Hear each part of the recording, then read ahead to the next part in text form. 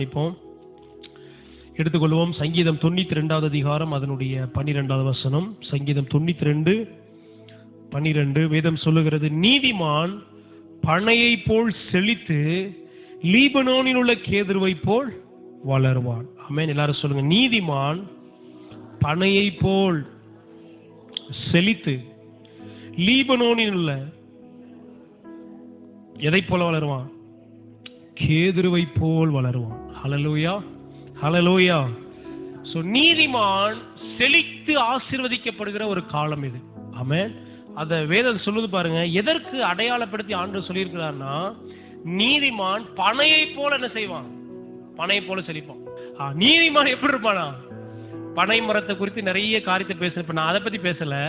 ஆனா அந்த பனை மரத்துடைய ஒரு சுபாவம் பாத்தீங்கன்னா, வெயில் காலத்துல கூட அது வாடி போவே, எந்த வெயிலையும் அது என்ன செய்யும்? தாக்கு பிடிக்கும். இந்த பனை மரத்தினுடைய ஒரு சுபாவம் என்னது? எப்படிப்பட்ட, இப்ப நீங்க இந்த தமிழ்நாட்டுல கூட நீங்க இப்ப இங்க அநேகமா இல்ல, தமிழ்நாடுல நீங்க பாத்தீங்கன்னா நிறைய பனை மரங்கள் என்ன செய்யுது? வெயில் காலத்துல கூட அப்படியே என்ன செய்யும்? அப்படியே இருக்கும். கூடுதலா பாத்தீங்கன்னா இந்த அந்த பனையில இருந்து வருமே நொங்கு, எப்ப கூடுதலா கிடைக்குது? வெயில் காலத்துல தான் கிடைக்குது. அப்ப என்னன்னா, அந்த அது சுத்திலும் இலை கூட இருக்காது. ஆனா மற்ற மரத்துல நீங்க பாத்தீங்கன்னா இலை கூட இருக்காது, நிறைய மரம் காஞ்சு போயிடும். ஆனா இந்த பனை மரம் அப்படிப்பட்ட கொடூர வெயிலின் காலத்துல கூட ஒரு பலனை கொடுக்குது. ஆண்டவர் என்ன சொல்றாருன்னா, நீதிமானும் அப்படித்தான். சூழ்நிலை எப்படிப்பட்டதாக இருந்தாலும், எதிர்மறையாக இருந்தாலும், வெயில் இப்ப நல்ல செழிப்பியா மழை பெய்யுது, நல்ல காயெல்லாம் நல்லா கிடைக்குது, அதனால கர்த்தர் எங்களை ஆசீர்வதிச்சிருக்காரு, அது வேற. ஆனா வறட்சியில தண்ணி கூட இல்லாத, குடிக்கிறது கூட தண்ணி இல்லாத ஒரு காலத்துல இந்த பனை மரம் கனி கொடுக்க ஆரம்பிக்குது. அல்லேலூயா. நீதிமானுடைய வாழ்க்கை அப்படித்தான். அவன் எந்த காலத்திலும் பலனை தருவான். பக்கத்துல பாசுங்க, நீதிமான் எப்படிப்பட்டவன்? நீதிமான் பனையை போல செழிப்பான். இந்த பனை மரத்தினுடைய இன்னொரு பிரத்யேகத்தை பாத்தீங்கன்னா, எந்த விதமான தீமையும் அந்த மரத்துல இலை பயன்படுது. அதனுடைய வேர்ல இருக்கிற கிழங்கு என்ன செய்யுது? பனங்கிழங்கு கொடுக்குது. பதநீர் அந்த இது என்ன செய்யுது? நொங்கு கொடுக்குது. என்னென்ன காரியத்தை என்ன செய்யுது? எல்லாத்தையுமே அது என்ன பண்ணுது? தருதா இல்லையா? காய்ச்சி கருப்பட்டி வேற கண்டு எடுக்கிறாங்க இல்லையா? அப்ப அது எல்லாமே பலன் கொடுக்கக்கூடிய ஒன்றாக என்ன செய்கிறது? அப்ப நீதிமான் பனையை போல இருக்கிற ஒரு காலம் இது. ஹல்லேலூயா. நீதிமான கர்த்தர் ஆசீர்வதிக்கிற ஒரு காலம். அது அப்படின்னா என்ன அர்த்தம்னா, அவன் சுத்திலும் எல்லாம் நல்லா இருக்கு, அப்ப நான் ஆசீர்வாதமா இருக்கேன் அப்படின்னு அவன் சொல்றது இல்ல. எல்லாம் எப்படி இருக்கு? இந்த பனைமரம் ஒரு சாட்சி சொல்ல சொன்னா என்ன சொல்லுவோம்? பக்கத்து மரத்துட்டு எல்லாம் அது ஒரு சாட்சி சொல்லுன்னா அது என்ன சொல்லுவோம்? நீங்க எல்லாம் தண்ணி இருக்கிற காலத்துல என்ன செஞ்சீங்க? கனி கொடுத்தீங்களா? நானு தண்ணியே இல்லாத காலத்துல நிறைய பேரை போஷிக்கிறேன்டா. அப்படி எது சொல்லுது? அப்படிதான் நீதிமான்னு சொல்லுவான். உனக்கு வேலை இருக்கிறதுனால நீ என்ன செஞ்சிருக்க? நல்ல ஆகா ஓகோன்னு இருக்கடா. உனக்கு நல்ல வசதி வாய்ப்பு இருக்கிறதுனால நீ எப்படி இருக்க? ஆனா நீதிமான் சொல்லுவான், கர்த்தர் என்ன ஆசீர்வதிச்சதுனால நான் உயர்ந்திருக்கிறேன்டா. ஹல்லேலூயா. சோ நீதிமான் பனையை போல செழித்து உயர்கிற ஒரு காலம் இது. ஹல்லேலூயா. நீதிமானுக்கு கர்த்தர் நிறைய நன்மைகள் என்ன செஞ்சிருக்கிறாரு? வைத்திருக்கிறார். நான் இந்த வேத பகுதியில சங்கீத புஸ்தகத்திலையும் நீதிமொழிகளையும் மட்டும் நீதிமானுக்கு ஆண்டவர் என்னென்ன ஆசீர்வாதம் வச்சிருக்கிறார். இடையில ஒரு தடவை சொன்னேன் உங்கள்கிட்ட, நீங்க இந்த நீதிமொழி புஸ்தகத்துல போய் நீதிமானுக்கு என்னென்ன ஆசீர்வாதங்கள்லாம் இருன்னு எடுக்க சொன்னேன். எடுத்தீங்களா? நாங்க எடுத்திருந்தா நாங்க ஏன் பாஸ்டர் இங்க இருக்கோம்? எங்க வாழ்க்கை பணமரமாடி ஓகோடு என்ன செஞ்சிருக்கோம்? நம்ம அதை தேடுறதெல்லாம் எடுக்கிறது இல்லை. ஆனா நீ போய் பாத்தீங்கன்னா இந்த சங்கீதத்திலே நீதிமொழிகளை மட்டும் இந்த நீதிமானுக்கு கர்த்தர் வச்சிருக்கிற ஆசீர்வாதங்களை பாத்தீங்கன்னா ஏராளம் ஏராளம் ஏராளமான ஆசீர்வாதங்கள் வச்சிருக்கிறார். ஹல்லேலூயா. நல்ல கவனிங்க. தேவன் ரொம்ப தீவிரமா ஒரு வேலையில ஈடுபட்டு இருக்காரு. என்ன வேலைன்னா, எவன் என்ன விசுவாசிப்பான், எவன் எனக்காக வாழ்வான், அவனை ஏராளமும் தாராளமும் நான் ஆசீர்வதிக்கணும்னு தேவன் எப்படி இருக்கிறாரு? ஒரு தீவிரமான வேலையில இறங்கி இருக்கிறார். என்ன வேலை? எவன் என்ன நம்புவான், எவனுக்காக வாழுவான், எனக்காக எவன் நீதிமான நிக்கிறானோ அவனை பிடிச்சி என்ன செய்யணும்? இப்ப ஆபிரகாம் குறிச்சு பார்த்தோம் இல்லையா? ஆபிரகாம் பாத்தீங்கன்னா அவங்களுடைய குடும்ப தொழில என்னன்னா சிலையை செஞ்சு விக்கிறதா என்னது அவங்க தொழில். ஆனா அந்த இடத்துல ஒருத்தனை ஆண்டவர் என்ன பண்றாரு? நீதிமானா ஆபிரகாமை வேறு பிரிக்கிறாரு. வேறு பிரிச்சு, ஏன்னா அவன் நம்புறான் கடவுளை. எப்படி நம்புறான்? அவர் சொல்றாரு, அவர் இது வரைக்கும் பார்த்தது இல்ல, கேட்டது இல்ல, அவரை பத்தி யாருமே அவனுக்கு சொல்லி கொடுத்தது கூட இல்ல. ஒரு நாள் உட்கார்ந்துருக்க ஆண்டவர் பேசுறாரு, ஆபிரகாமே, நீ உன் தேசத்தையும் உன் இனத்தையும் உன் தகப்பன் வீட்டையும் விட்டு புறப்பட்டு நான் உனக்கு காண்பிக்கும் தேசத்துக்கு போ, நான் உன்னை பெரிய ஜாதியாக வேண்டாம். இதுக்கு முன்னாடி என்ன எவிடன்ஸ் ஆண்டவரை தர்றீங்க, என்ன அடையாளம் தர்றீங்க எல்லாம் அவனுக்கு என்ன செய்யாது. இதுக்கு முன்னாடி அப்படி யாரும் தேவ சத்தத்தை அவனுக்கு முன்னாடி கேட்டதே கிடையாது அவங்க குடும்பத்துல. ஆனா இவன் என்ன செய்யறான்? முதல்ல கேட்டு விசுவாசம் பாத்தீங்களா? அதனால ஆண்டவர் நினைச்சாரு, இவன் நம்மளா என்ன பண்ணிருப்போம், ஆண்டவரே கூட யார் ஆண்டவரை அனுப்புறீங்க, என்ன அடையாளத்தை ஆண்டவரை காமிக்கிறீங்க, நிச்சயமா நீங்க தான் பேசுறீங்களா ஆண்டவரே அப்படிலாம் என்ன செஞ்சிருப்பாங்க. நான் இல்ல எனக்கே தோணிட்டு இருக்கா, திடீர்னு பூதம் பேசுறமான்னு எதுவும் பேசுதா அப்படிலாம் என்ன செஞ்சிருப்பாங்க, கேட்டிருப்பாங்க. ஆனா அவன் கர்த்தருடைய வார்த்தையை அப்படியே நம்புறான். ஆண்டவர் பாருங்க, அவன் விசுவாசிச்சதுனால, தேவனுக்காக அவன் நின்னதுனால, அவன் தலைமுறையாய் கர்த்தரை ஆசீர்வதிக்கிறான். ஹல்லேலூயா. அது ஒரு சைனிங், அது ஒரு அடையாளம். ஒண்ணுமே இல்லாதவனை, கர்த்தருக்காக நிக்கிறவனை எடுத்து அநேக ஜாதிகளுக்கு தகப்பனாய் கர்த்தர் மாற்றுகிறார். ஹல்லேலூயா.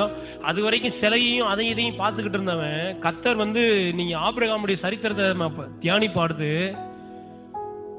சகல காரியத்திலும் கர்த்தரவனை ஆசீர்வதிக்கிறார். ஹல்லேலூயா. ஆபிரகாமின் ஆசீர்வாதம்ன்றது பெரிய ஒரு ஆசீர்வாதங்க. ஹல்லேலூயா. சாதாரணமான உள்ளவனை எடுத்து கர்த்தர் என்ன பண்றாரு? உயர்த்துறார். ஆசீர்வாதம்னா என்னன்னு அடுத்த வாரம் பேச போறேன். ஆசீர்வாதம்னா நிறைய நேரங்கள்ல ஜனங்கள் ஆசீர்வாதம்னா என்னென்னத்தையோ நினைச்சுக்கிட்டு இருக்காங்க. ஆனா ஆசீர்வாதம்னா என்னன்னு கர்த்தருடைய வார்த்தையில என்ன செய்ய போறோம்? அடுத்த வாரத்துல இருந்து ஆசீர்வாதம்னா என்னன்ற தலைப்பை நான் பேச போறேன். அதனால தவறு விடாம என்ன செய்யுங்க, கர்த்தருடைய வார்த்தையை கேளுங்க.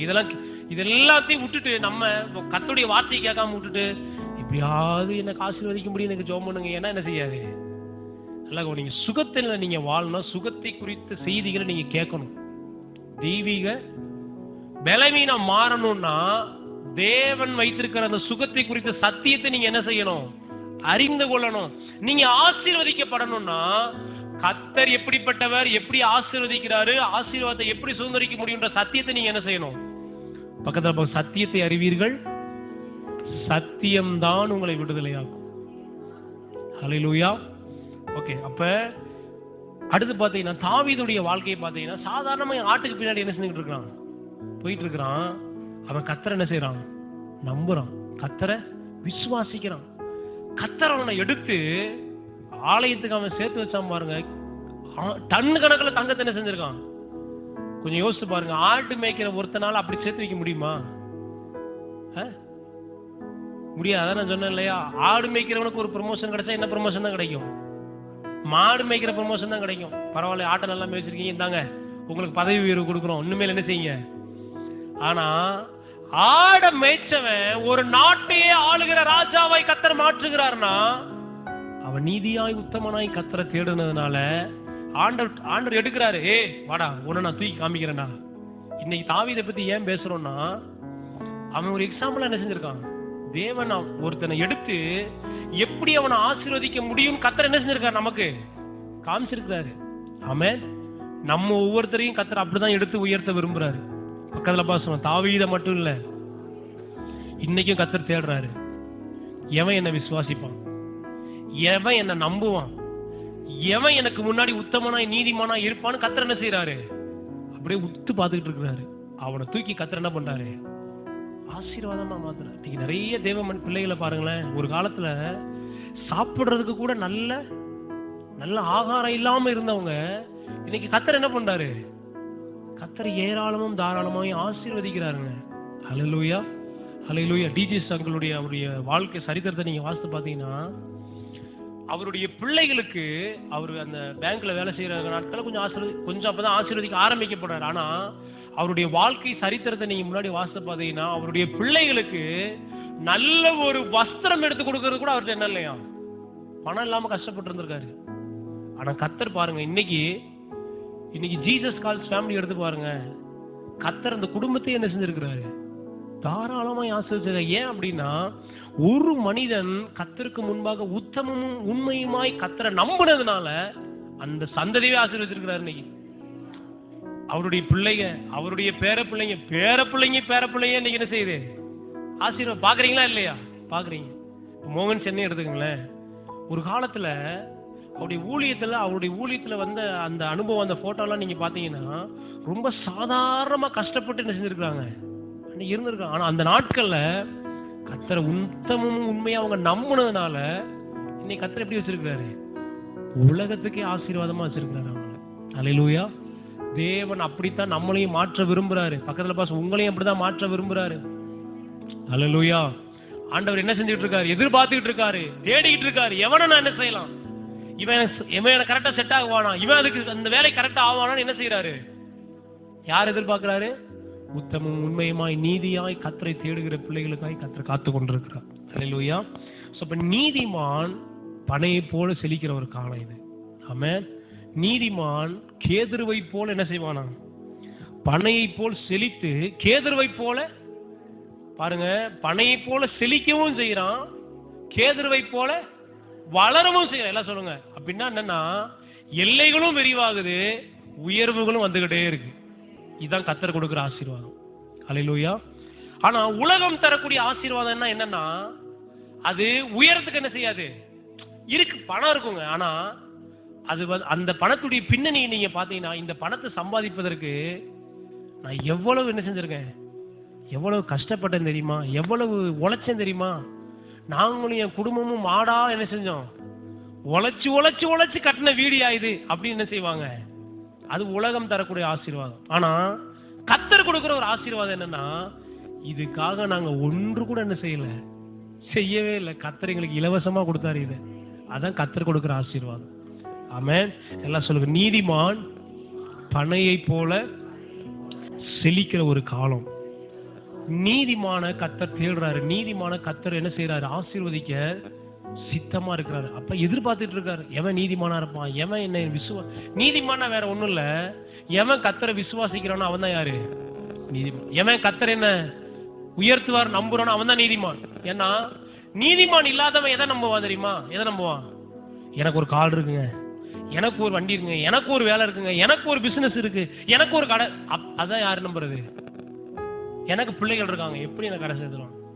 அதான் அது யாருடைய நம்பிக்கை? துன்மார்க்கனுடைய நம்பிக்கை இல்லையா? ஆனா நீதிமானுடைய நம்பிக்கை என்னன்னா, ஆண்டவரே நீதான் என் நம்பிக்கை. ஆண்டவரே, முதலாவது நம்முடைய ராஜ்யத்தையும் நீதியும் தேடுகிறேன். ஆண்டவரே, எனக்கு நீங்க தான் ஆண்டவரே முக்கியம். என் பிள்ளைகளை விட, என் புருஷனை விட, என் மனைவியை விட, என்னுடைய சொத்து பத்துக்களை விட எனக்கு எதான் முக்கியம்? நீர்தான் எவன் சொல்றானோ அவன் தான் நீதிமான். நீர்தான் எவன் சொல்றானோ எனக்கு எல்லாம் நீர்தான் என்று சொல்லுகிறவன் தான் நீதிமான். அல்லேலூயா. இப்ப நீதிமான கர்த்தர் ஆசீர்வதித்து உயர்த்துகிற ஒரு காலத்துக்குள்ள நம்ம என்ன செஞ்சிருக்கிறோம்? வந்திருக்கிறோம். நீங்க சங்கீத புஸ்தகத்துல வாசித்து பாத்தீங்கன்னா, நீதிமானுக்கு என்னென்ன ஆசீர்வாதங்கள்லாம் கர்த்தர் என்ன செஞ்சிருக்காரு? நிறைய வசனங்கள் இருக்கு. சங்கீதத்திலையும் நீதிமொழிகளையும் நீங்க போய் வாசித்து பாத்தீங்க, அது இந்த 2 புஸ்தகத்துல மட்டும் நீதிமானுக்கு கர்த்தர் நூற்றுக்கணக்கான ஆசீர்வாதம் என்ன செஞ்சிருக்கிறாரு? 100 கணக்கான ஆசீர்வாதம் இருக்கு. இது எடுத்து நீங்க ஜெபம் பண்ணீங்கனாலே இந்த ஆசீர்வாதம் என்ன செய்யும்? கிடைக்க ஆரம்பிக்கும். பாருங்க, சங்கீதம் 34வது அதிகாரம். நான் சொல்ற வசனத்தை எல்லாம் நீங்க அப்படியே பேனா தான் நோட் பண்ணி வச்சுக்கோங்க, போய் வாசித்து பாருங்க. சங்கீதம் 34 அதனுடைய 15வது வசனம் சொல்லுது பாருங்க. 34:15, கர்த்தருடைய கண்கள் நீதிமான்கள் மேல். கர்த்தர் யாரை பார்க்கிறாரு? இல்ல சொல்லுங்க. கர்த்தருடைய கண்கள் யார் மேல் நோக்கமா இருக்கான்? எதுக்கு நோக்கமா இருக்காரு அவரு? ஏன் சும்மா வேற வேலை வெட்டி இல்லாம பார்த்துட்டே இருக்காரு அவனை? எதுக்கு பார்க்கிறாரு அவனை? அடுத்த வசனத்தையும் பாருங்க. கர்த்தருடைய கண்கள் நீதிமான்கள் மேல் நோக்கமா இருக்கிறது, அவருடைய செவிகள் அவர்கள் கூப்பிடுதலுக்கு திறந்து இருக்கிறது. அப்படின்னா என்ன அர்த்தம்? நீதிமான கர்த்தர் பார்த்துக்கிட்டே இருக்காரு. அவன் வாயிலிருந்து என்ன வார்த்தை வரும் கர்த்தர் என்ன செய்யறாராம்? எதிர்பார்த்து காத்துக்கிட்டு இருக்காரு. எப்படி?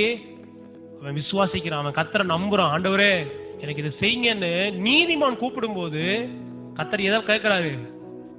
எதுக்கு கேட்கிறாரு? நீதிமானுடைய கூப்பிடுதல கர்த்தர் கேட்கிறாரு. அல்லேலூயா. அவருடைய கண்கள் யார் மேல நோக்கமா இருக்கு? நீதிமான் மேலதாங்க கர்த்தர் பார்வை இருக்கு. ஆமென்.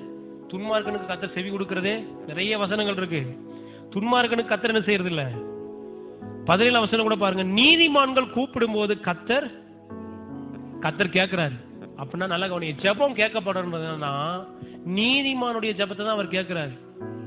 நீதிமொழியில வாசல் பாத்தீங்கன்னா, செம்மையானவர்களின் ஜெபம் அவருக்கு பிரியானது. வேதத்தை கேளாதபடிக்கு தன் செவியை விளக்கனுடைய ஜெபம் எப்படி இருக்கான்?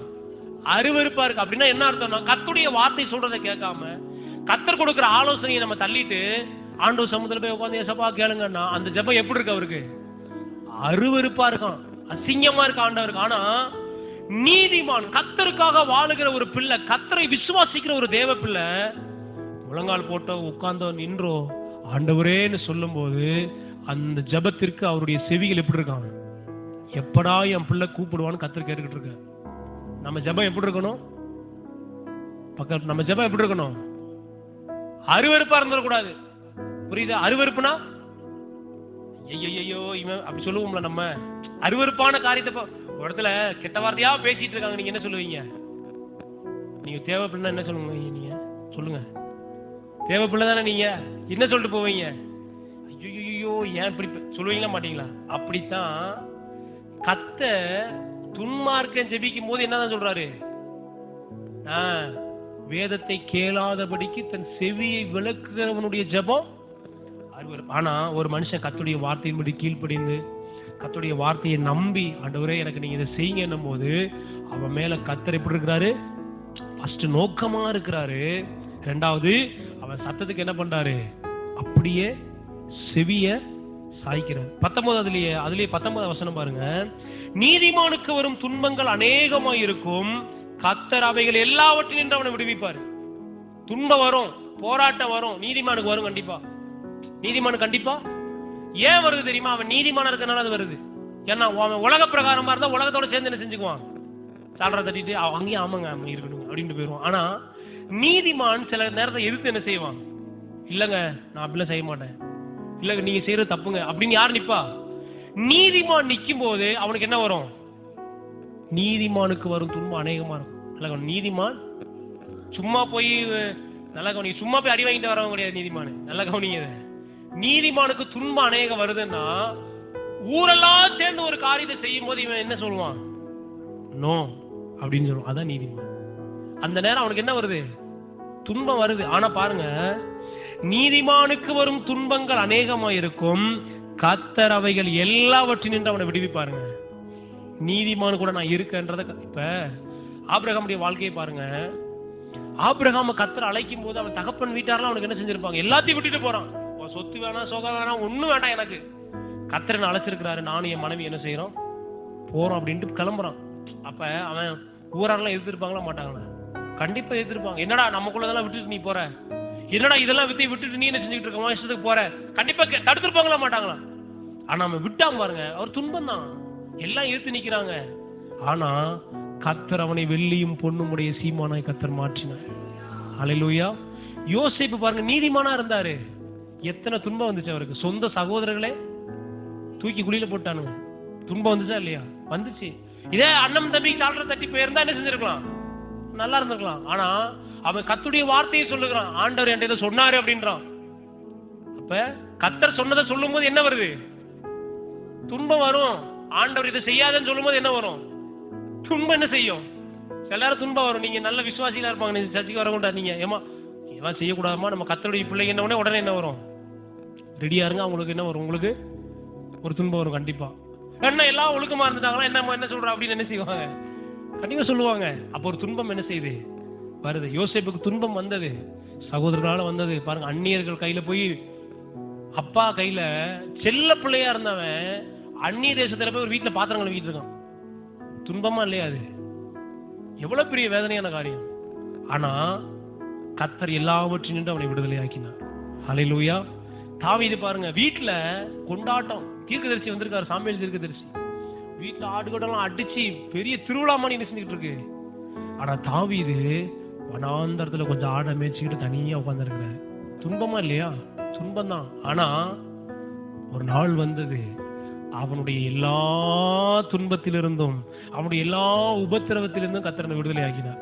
நல்லா கவனிங்க, இந்த துன்பம்னு நிறைய தேவ ஜனங்கள் என்ன நினைச்சுக்கிறாங்கன்னா, வியாதி வர்றது, பண கஷ்டம் வர்றது, அதைத்தான் துன்பம் என்ன செய்யறாங்க. அது துன்பம் கிடையாது. துன்பம்னா என்னன்னா, அந்த வார்த்தையை சொல்லுது பாருங்க, நீதிமானுக்கு வரும் துன்பங்கள் அநேகமா இருக்கும், கர்த்தர் அவைகள் எல்லாவற்றினின்றும் அவன் என்ன செய்கிறாரு? அவனை எதுல இருந்து விடுவிக்கிறாரு? எல்லாவற்றினின்றும் அவன் என்ன செய்யறாரு? உபத்திரவங்கள் தான். மேல பாத்தீங்கன்னா 17 வசனம் பாருங்க. நீதிமான்கள் கூப்பிடும் போது கர்த்தர் கேட்டு அவர்களை அவர்களுடைய எல்லா உபத்திரவங்களுக்கும் நீங்களாக்கி விடுவிக்கிறார். அப்ப துன்பம்னா என்ன? துன்பம்னா என்ன? கிறிஸ்துவுக்காக நீங்க சந்திக்கிற உபத்திரவங்கள் தான் துன்பங்கள். புரியுதா? வீட்டுல சாப்பாடு இல்லாம இல்லது என்னது? அது இல்லது பட்னியா இருக்கிறாங்க, அது துன்பமா? அது நீங்களா வர வச்சுக்கிட்டது, அது கர்த்தர் கொடுத்தது கிடையாது. எனக்கு நல்ல வஸ்திரங்களே இல்லைங்க, அது நீங்களா தேடிக்கிட்டது, அது கர்த்தர் கொடுத்தது, அது துன்பம் வராது. ஆனா நான் ஆண்டவருக்காக நின்னங்க, என் குடும்பத்தாரெல்லாம் என்ன பகைச்சாங்க, அதான் உபத்திரவம். கிறிஸ்துவின் நிமித்தமாக ஆண்டவரை ஏற்றுக்கொண்டது நிமித்தமாக கர்த்தருடைய நாமத்துக்காக நீங்க சகிக்கிறதா என்னது? துன்பம்னு வேதம் சொல்லுது. பவுல் கூட சொல்றாரு, நான் அடிக்கடி என்னை மேன்மை பாராட்டி கொள்ளாதபடிக்கு என் சரீரத்தில் ஒரு முள்ளு என்ன செய்யப்பட்டிருக்கு, கொடுக்கப்பட்டிருக்கு. முள்ளுனா என்னது? சரீரத்தில் ஒரு முள்ளு இருக்கு. உடனே நிறைய பேர் என்ன சொல்றாங்க, பவுலுக்கு ஒரு கண்ணு தெரியாது, அது அவருக்கு ஒரு முள்ளுமா என்ன செஞ்சது இருந்துச்சு. பவுல் வந்து நொண்டி நொண்டி தான் நடப்பாரு, அவருக்கு ஒரு கால் உடைஞ்சிருந்துச்சு அப்படின்னு நிறைய பேர் என்ன செய்யறாங்க. இல்ல இல்ல, பவுல் ஒரு முள்ளுன்றதை எதை சொல்றாருன்னா, கிறிஸ்துவுக்காக அவர் சகித்த உபத்திரவங்களை தான் என்ன செய்யறாரு, முள்ளுன்னு சொல்றாரு. எத்தனையோ, அதாவது ஒரு மனுஷன் 40 முறைக்கு மேல சவுக்கால் என்ன செய்யக்கூடாது, அடிக்கூடாது அப்படின்னு கர்த்தருடைய வேதம் என்ன செய்ய, நியாயப்பிரமாணம் சொல்லு. அப்படின்னா இந்த இந்த எதிரிகள், இந்த ரோமர்கள் என்ன செய்வாங்க, அடிக்கும் போது 40 அடி என்ன செய்வாங்க, பெல்ட் வச்சு. அப்படி ஏறக்குறைய 5 முறை என்ன செஞ்சிருக்கிறாரு. அப்படின்னா பெல்ட் வச்சு அந்த வார வச்சு 200 அடி என்ன செஞ்சிருக்காரு, 200 அடி வாங்கியிருக்காரு. அதை தான் அவர் முள்ளுன்றாரு. ஆனா ஒரு நாளும் அவர் வந்து ஆண்டவர்கிட்ட கேட்கிறார், ஆண்டவரே இந்த முள் என்னை விட்டு என்ன செய்யுங்க நீங்க மணி. நான் கேட்டேன், ஆனா ஆண்டவர் சொல்லிட்டாரு, என் கிருபை உனக்கு. அப்படின்னா இந்த வாங்குற அடியில என் கிருபை உன் கூட என்ன செய்யும், இருக்குன்னு சொல்றாரு. அதுதான் உபத்திரவம். அப்ப நீதிமானுக்கு வரும் துன்பங்கள் அநேகமா இருக்கும். வீட்டுல எழுத்து பேசிட்டு அடி வாங்குறது கிடையாது. பக்கத்து வீட்டுக்காரன்ட்ட சண்டை போட்டு அடி வாங்கணும்னு, கிறிஸ்துவுக்காக பாருங்க ஆண்டவர் நின்று என்ன அடிச்சிட்டாங்க. அது கிறிஸ்துவுக்காக வாங்குறதா? வாயினால வாங்குறது, அல்லேலூயா, கொழுப்புனால வாங்குறது, அது கிறிஸ்துவுக்காக வர்ற உபத்திரமா இல்ல. உடனே அவன் பாத்தீங்கன்னா துன்பப்படுற பாருங்க. அப்படி வேதம் சொல்லல. கிறிஸ்துவின் நாமத்தின் நிமித்தமாக நீங்க சந்திக்கிற துன்பங்களை வேதம் உபத்திரவம் என்று அழைக்கிறது. அப்படிப்பட்ட உபத்திரவம் நீதிமானுக்கு கண்டிப்பா என்ன செய்யுது. எத்தனையோ தெய்வ மனிதர்கள் இரத்த சாட்சிகளா மரித்திருக்கிறாங்க, அது அவர்களுக்கு ஒரு பெரிய துன்பம் இல்லையா? ஆமா, எத்தனையோ பேர் இன்னைக்கு பாருங்க, நியூஸ்ல பாருங்க, எத்தனையோ ஊழியக்காரங்க. எனக்கு வரும் அந்த பெர்சிக்யூஷன் ரிலீஃப்னு ஒரு குரூப் இருக்கு. அந்த சபைகள் வந்து அடிக்கப்பட்டு ஊழியக்காரங்க காயப்படுத்தப்பட்ட அந்த அதை சார்ந்த சில செய்திகள் எனக்கு ஜெபத்துக்காக வந்துகிட்டே இருக்கும். அதெல்லாம் நீங்க பாத்தீங்கன்னா, இங்கெல்லாம் அப்படி வந்துச்சுன்னா ஒரு கிறிஸ்தவன் கூட இருக்க மாட்டான். யாரு இங்க அல்லேலூயா ஆமென் சோத்திரம் எல்லாம் இருக்கும் இல்லையா? கர்த்தருக்காக நம்ம பாடுற வைக்கிற எல்லாம் செய்யறோம். ஆனா அந்த ஜனங்கள் சந்திக்கிற மாதிரி அதுல ஒரு சின்ன 10% நான் சொல்றேன். இன்னைக்கு தேவ ஜனங்கள் சந்திக்கிற, போன வாரம் கூட பாருங்க, ஒரு 60 ஒரு சபைக்குள்ள பூந்து தீவிரவாதிகள் 60 கிறிஸ்துவுடைய தலையை வெட்டிட்டாங்க. ஆண்டவர் நம்ம நாமத்தை மறுதலிக்கிறே இல்லையான்னு சொல்லி. எத்தனை பேரு? 60 பேரு. அவங்க என்ன செஞ்சுட்டாங்க, இந்த உலகத்தை விட்டு சந்தோஷமாய் கத்தெடுத்துட்டு போக நாங்க ஆயத்தமா இருக்கிறோம், வேணா வெட்டிக்குங்க அப்படின்னு தலைய கொடுத்துட்டாங்க. ஒரு ஆப்பிரிக்கன் தேசத்துல 60 பேருடைய தலையை ஒரே வெட்டி என்ன செஞ்சுட்டான், தீவிரவாதி காலி பண்ணிட்டான். இப்ப நான் கொஞ்சம் இப்போ நம்ம வரான், திடீர்னு தீவிரவாதி வரான், உங்க தலையில வெட்ட போறேன் அப்படின்னு தான் என்ன செய்வீங்க? என் தலை கூட அவங்க தலை நல்லா இருக்கு, வெட்டிக்கங்க நான் போறேன் அப்படின்ட்டு போயிருவாங்க. ஆமா இல்லையா? ஆமா, நான் இன்னும் பெரிய காரியம்லாம் பார்க்க வேண்டியிருக்கு, இப்பதான் கொஞ்சம் கொஞ்சம் முன்னேறி வந்துகிட்டு இருக்கேன், விடுங்க என்னன்ட்டு என்ன செஞ்சிருவாங்க. அப்ப கிறிஸ்துவின் நிமித்தம் இருக்கிற பாடுகளும் உபத்திரவங்களும் நம்ம சந்திக்கணும். அதான் துன்பம் என்று வேதம் சொல்லுது. அல்லேலூயா. துன்பம்னா நல்லா புரிஞ்சுக்கணும் நீங்க, புரியுதா? ஒரு நாளும் பட்னியா கிடக்கிறது, பசியா இருக்கிறது, நல்ல ஆகாரம், வஸ்திரம், வீடு, இதெல்லாம் துன்ப லிஸ்ட்ல என்ன செய்யாது. ஒருவேளை ஆண்டவருடைய நாமத்திற்காக இதெல்லாம் உங்களுக்கு வந்துச்சுன்னா, அது எல்லாவற்றினின்றும் கர்த்தர் உங்களை விடுதலையாக்கும். ஆமென். இப்ப நீதிமான் என்ன செய்யறான்? நீதிமான் மேல் கண்ணு நோக்கமா இருக்கு ஆண்டவருடைய கண்ணு. அவன் என்ன கேட்டாலும் அவனுக்கு என்ன செய்யுது? ஏன்னா கர்த்தருடைய காது அவன் ஜெபத்துக்கு என்ன செஞ்சிருக்கு? திறந்தே இருக்குங்க. ஆண்டவரே திறக்கட்டும் திறக்கட்டும், பரலோகம் திறக்கட்டும், இப்ப என் ஜெபத்துக்கு வாசல் திறக்கப்படட்டும், உடைச்சு ஓடட்டு இயேசு நாமத்திலே ஜெபத்தை கேளுங்கன்னு அவன் கேட்க வேண்டிய அவசியமே இல்ல. ஆண்டவரே கேட்டு கேட்டு பாக்குறேன், தட்டுறேன் ஓங்கி தட்டு. சிலர் அப்படிதான், சில ஊழியக்காரங்க கூட பிரச்சனை பண்ணுவாங்க. ஆண்டவர் இங்கே வேலைக்கு போயிருக்காரு, இன்னும் கொஞ்சம் ஓங்கி தட்டுங்க, கத்தர் திறந்துருவாரு, இன்னும் கொஞ்சம் நல்லா கத்துங்க, ஆண்டவர் கேட்டுருவாரு. இல்ல, நீதிமான் விரும்புகிறதே அவனுக்கு கொடுக்குறேன்ற ஆண்டவன். அப்படின்னா புரியுதா உங்களுக்கு வசனம்? அவன் கத்தி கூச்சல் போடணுன்ற அவசியமே கிடையாது. நீதிமா மனசுல நினைக்கிறத கூட கத்தர் அறிஞ்சிருக்கிறாரு. அப்படின்னா அவன் மேல அவர் நோக்கமா இருக்கிறாருங்க. நம்ம ஒவ்வொருடைய வாழ்க்கை எப்படி இருக்கணும்? நம்ம மனசுல நினைக்கிறத கூட கத்தர் கொடுக்குற அளவுக்கு நம்ம இருக்கணும். ஹல்லேலூயா. அதான் நீதிமானுடைய வாழ்க்கை. சங்கீதம் 37:17 பாருங்க. அப்படியே நம்ம 37வது அதிகாரம் 17 வசனம். துன்மார்க்கனுடைய புயங்கள் முறியும், நீதிமான்களையோ கத்தர் தாங்குகிறார். எல்லாம் சொல்லுங்க, நீதிமான்களை. நீங்க வீட்டுல போய் இந்த சங்கீதத்திலே நீதிமொழிகளையும் உத்தமர்கள், நீதிமான்கள், கத்தருக்கு பயந்தவர்கள், இதெல்லாம் நீதிமானுக்கு ஆண்டு வச்சிருக்கிற ஆசீர்வாதம். ஆமென். நீதிமானை குறித்து கத்தர் வைத்திருக்கிற அவனுக்கு ஆண்டு வச்சிருக்கிற ஆசீர்வாதமும் அவனுக்கு தேவன் வைத்திருக்கிற திட்டமும் ரொம்ப பெருசு. இங்க சொல்றாரு பாருங்க, நீதிமானையோ கத்தர் என்ன பண்றாராம்? என்ன சொல்லுங்க, தாங்குறாருங்க. அப்படின்னு என்னது? அவனை கீழே விடாதபடிக்கு, அவன் வழுகி போகாதபடி கத்தர் என்ன பண்றாரு? நீதிமான. அதே 37:25 வசனம் பாருங்க.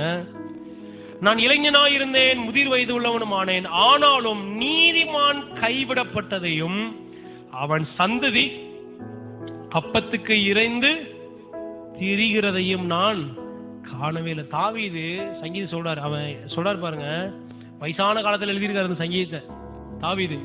அப்ப தாவீது சொல்றாரு, நீதிமான் கைவிடப்பட்டதை நான் என்ன செய்யல, நான் இளைஞனா இருந்தேன், வாலிபனா இருந்தேன், இப்ப எப்படி ஆயிட்டேன், வயசாயிருச்சு, எனக்கு என் வாழ்நாள்ல ஒரு நீதிமான் கைவிடப்பட்டதை நான் பார்க்கல அப்படின்ற. அப்ப நீதிமான் கைவிடப்படுவது இல்ல. அடுத்து அவன் மட்டுமா கைவிடப்படுவது இல்ல,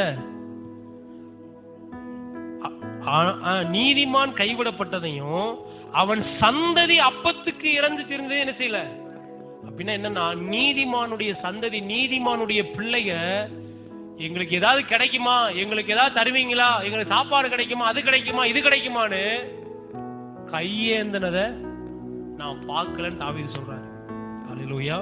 அப்போ ஒரு நீதிமானாய் வாழும்போது அவனும் கைவிடப்படுவதில்லை, அவனுடைய சந்ததியும் கைவிடப்படுவதில்லை. ஹல்லேலூயா. நீதிமானுடைய சந்ததி கைவிடப்படுவதில்லை. அதே நீங்க அந்த 37வது அதிகாரத்திலே தாவீதுடைய சங்கீதத்திலே நீங்க வாசித்து பார்த்தீங்கன்னா அவர் சொல்றார் பாருங்க, நீதிமான்கள் பூமியை சுதந்தரித்துக் கொண்டு என்றைக்கும் அதில் என்ன செய்வாங்க? நீதிமான் பூமியை சுதந்தரிப்பான். நீதிமானுக்கு இடம் கிடைக்கும், நீதிமானுக்கு நல்ல வருமானம் என்ன செய்ய ஆரம்பிக்கும், நிச்சயமாய் வர ஆரம்பிக்கும். அதுல அவன் என்ன செய்வான்? வாசம் பண்ணுவான்.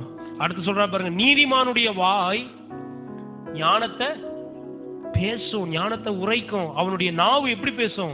எதை பேசும்? நீதிமான் நியாயத்தை தான் பேசும். அவங்க என்ன சொன்னாங்க, இவங்க என்ன சொன்னாங்க, யார் மெஜாரிட்டி, யாரு இது, அதை பேச மாட்டான். நீதிமான் எதை தான் பேசுவான்? நியாயத்தை பேசுவான். ஹல்லேலூயா. நீதிமானை குறித்து நிறைய வார்த்தைகள் என்ன செய்யப்பட்டிருக்கு,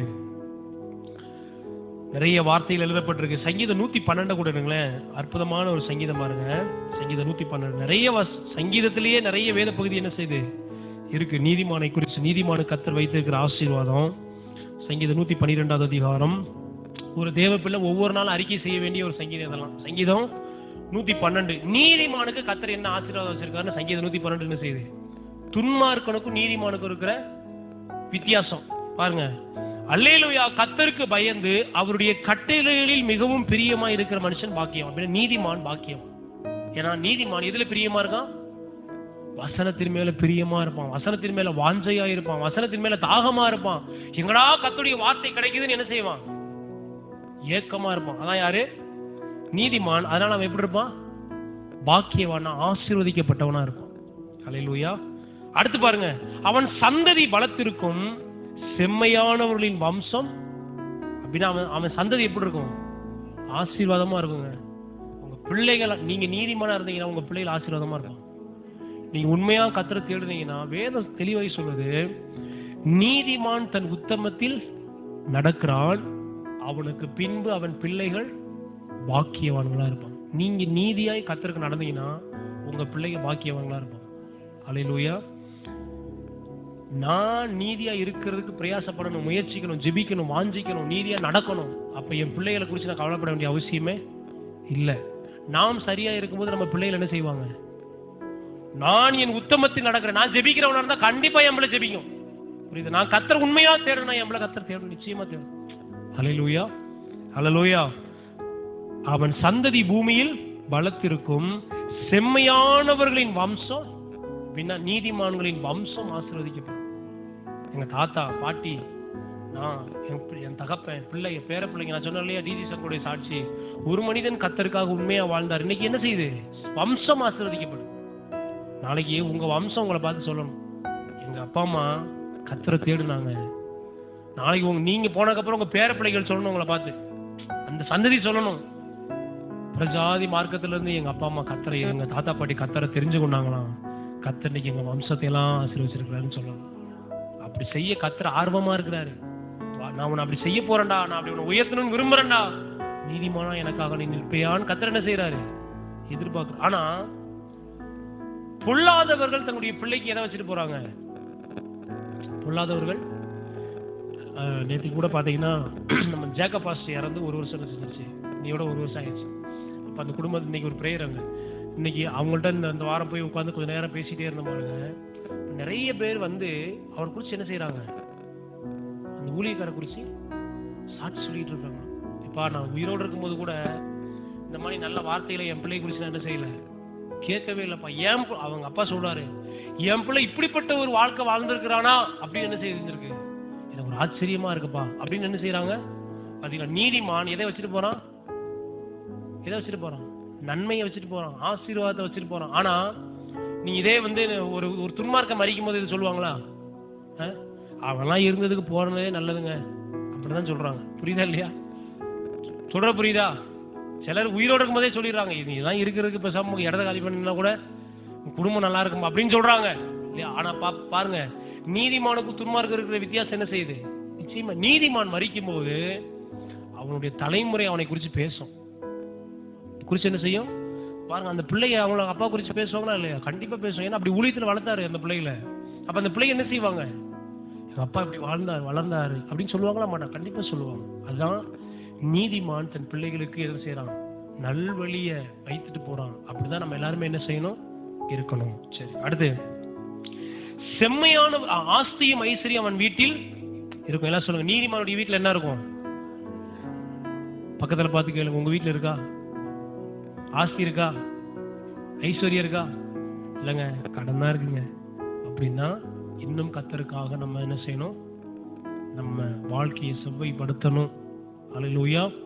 கடன் தேவ சித்தமே அல்ல. சொல்றேன் பாருங்க, கடன் தேவ சித்தம், கடன் ஒரு ஆசீர்வாதமும் அல்ல. இன்னொன்னு சொல்றேன், இன்ஸ்டால்மெண்ட் ஒரு ஆசீர்வாதமே இல்லை, அது ஒரு கடன் தான். இன்ஸ்டால்மெண்ட்ல வாங்குறது என்னதான்? லோன் என்னது? அது ஒரு கடன் தான், ஸ்லோ கடன். அது புரியுதா? அது என்னது? கடன். ஆனா தேவ பிள்ளை கடன்ல இருக்கிறது தேவ சித்தம் இல்ல.